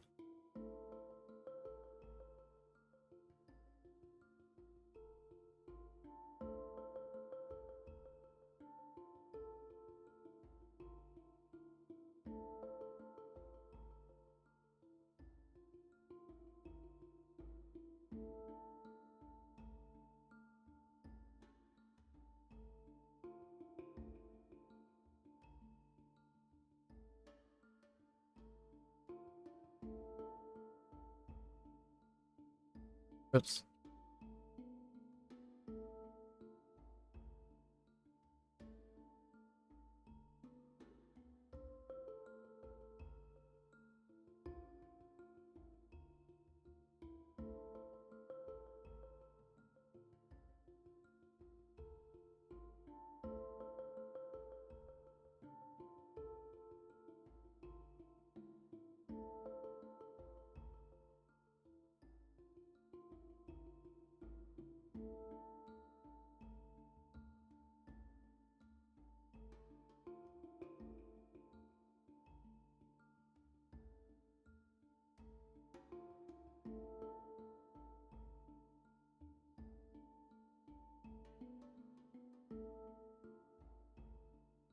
What level am I on? I'm on level 4.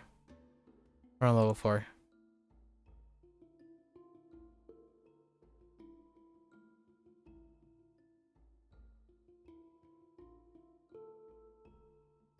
Okay.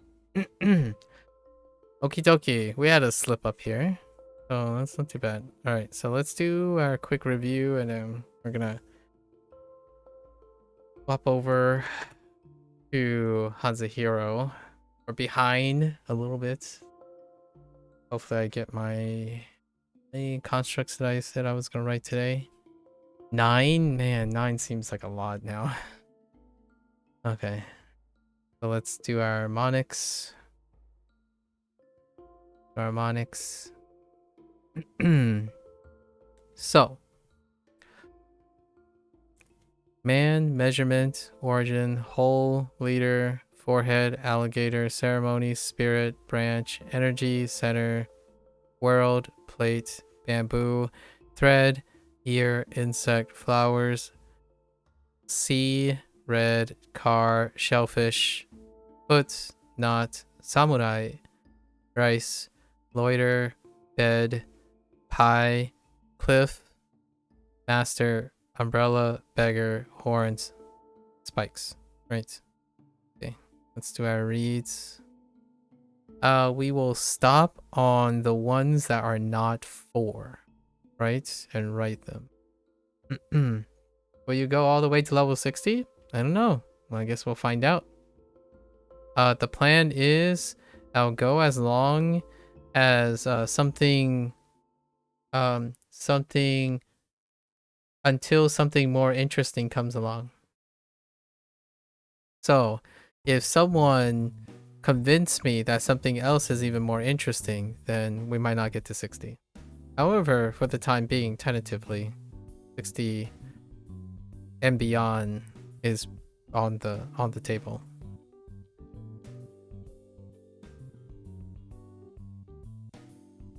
That would be a very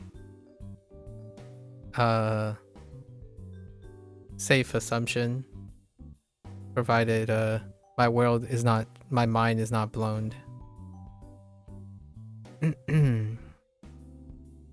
Okay, so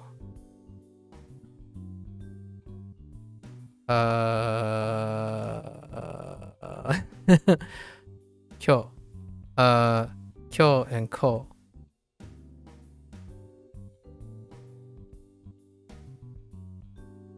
Kyo, ko, go, da, kori, mo. Well, actually, mo is a new exception.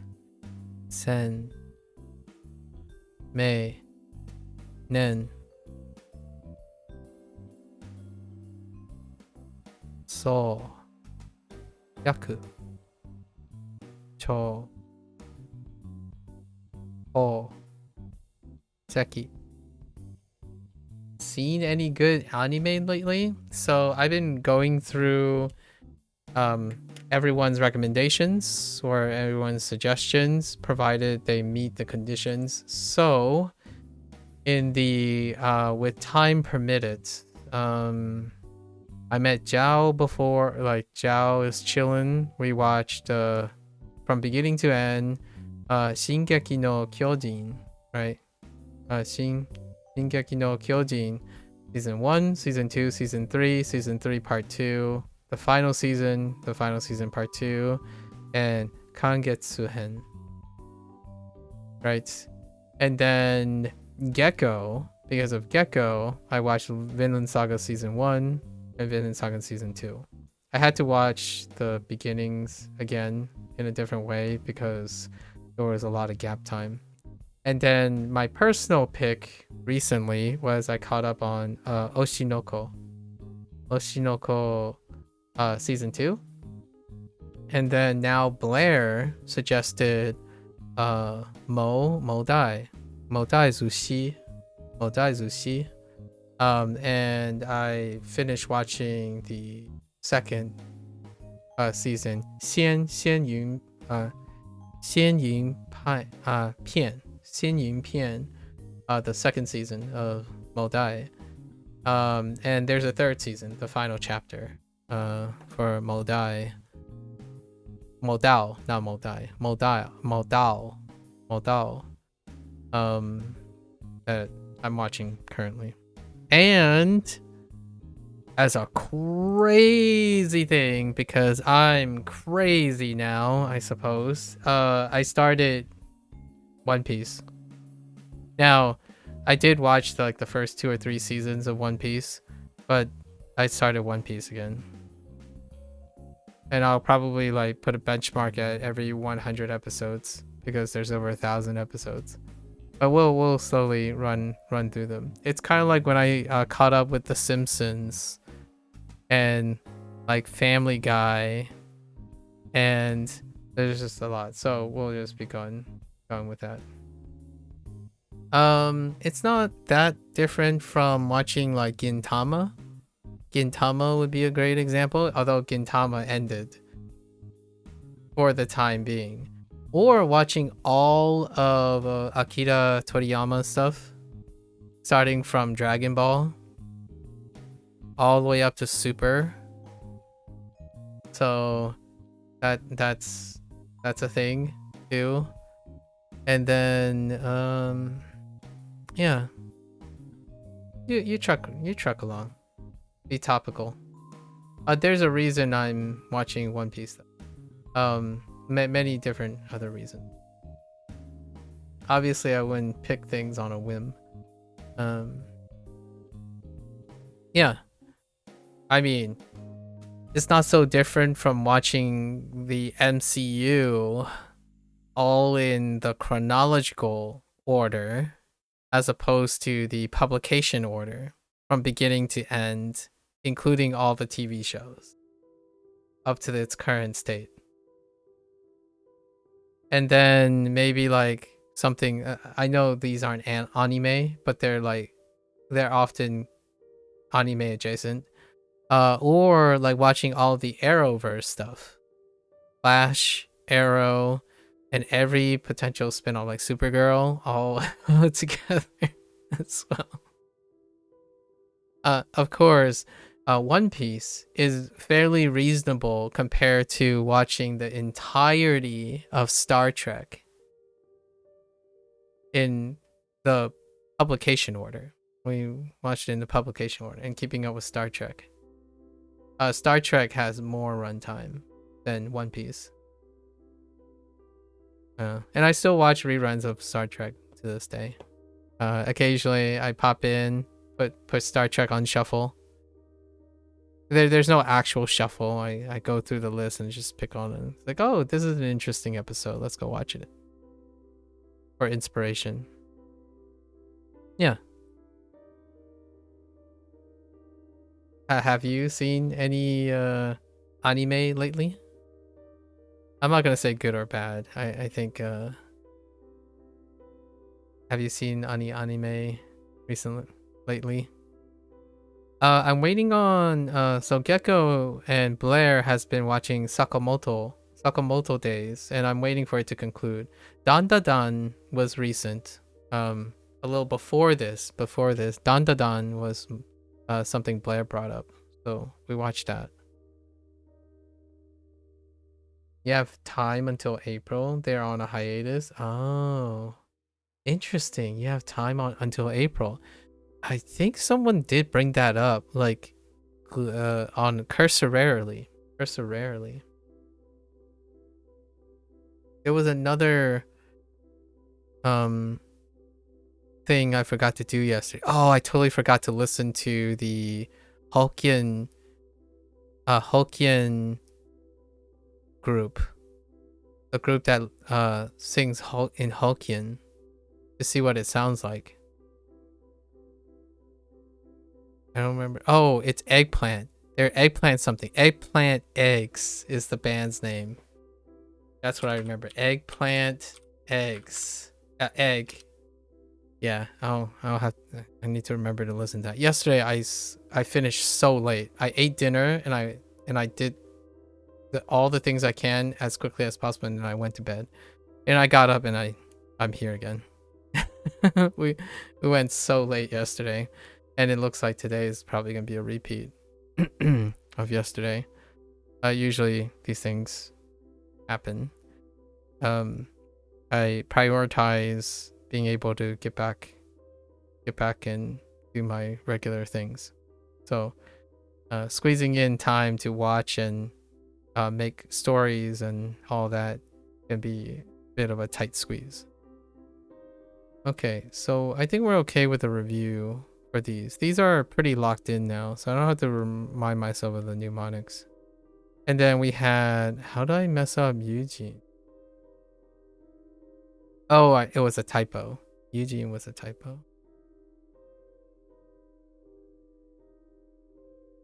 Yeah, I think I typed Eugene by accident.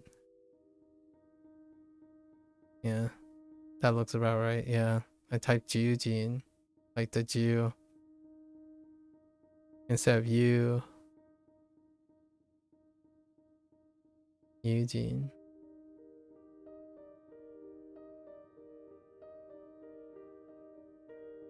My average daily life. Yeah, I do have to be disciplined about it. So This will be the rare occasion, and then I will try to scale back and, I don't want to present a unrealistic, inconsistent lifestyle. So hopefully that also makes it apparent to other people that don't forget to rest, right? Rest. Things will wait for you. Like, I'm not sitting here grinding through One Piece episodes or something like that to meet an end. Don't forget to take care of yourself, right? Life can be very bright even when not on a hurry.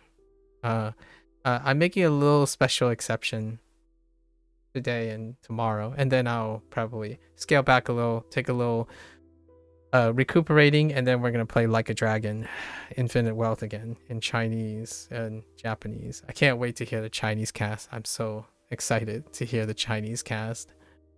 I waited an entire year. So speaking of patience, right? Patience. I waited an entire year.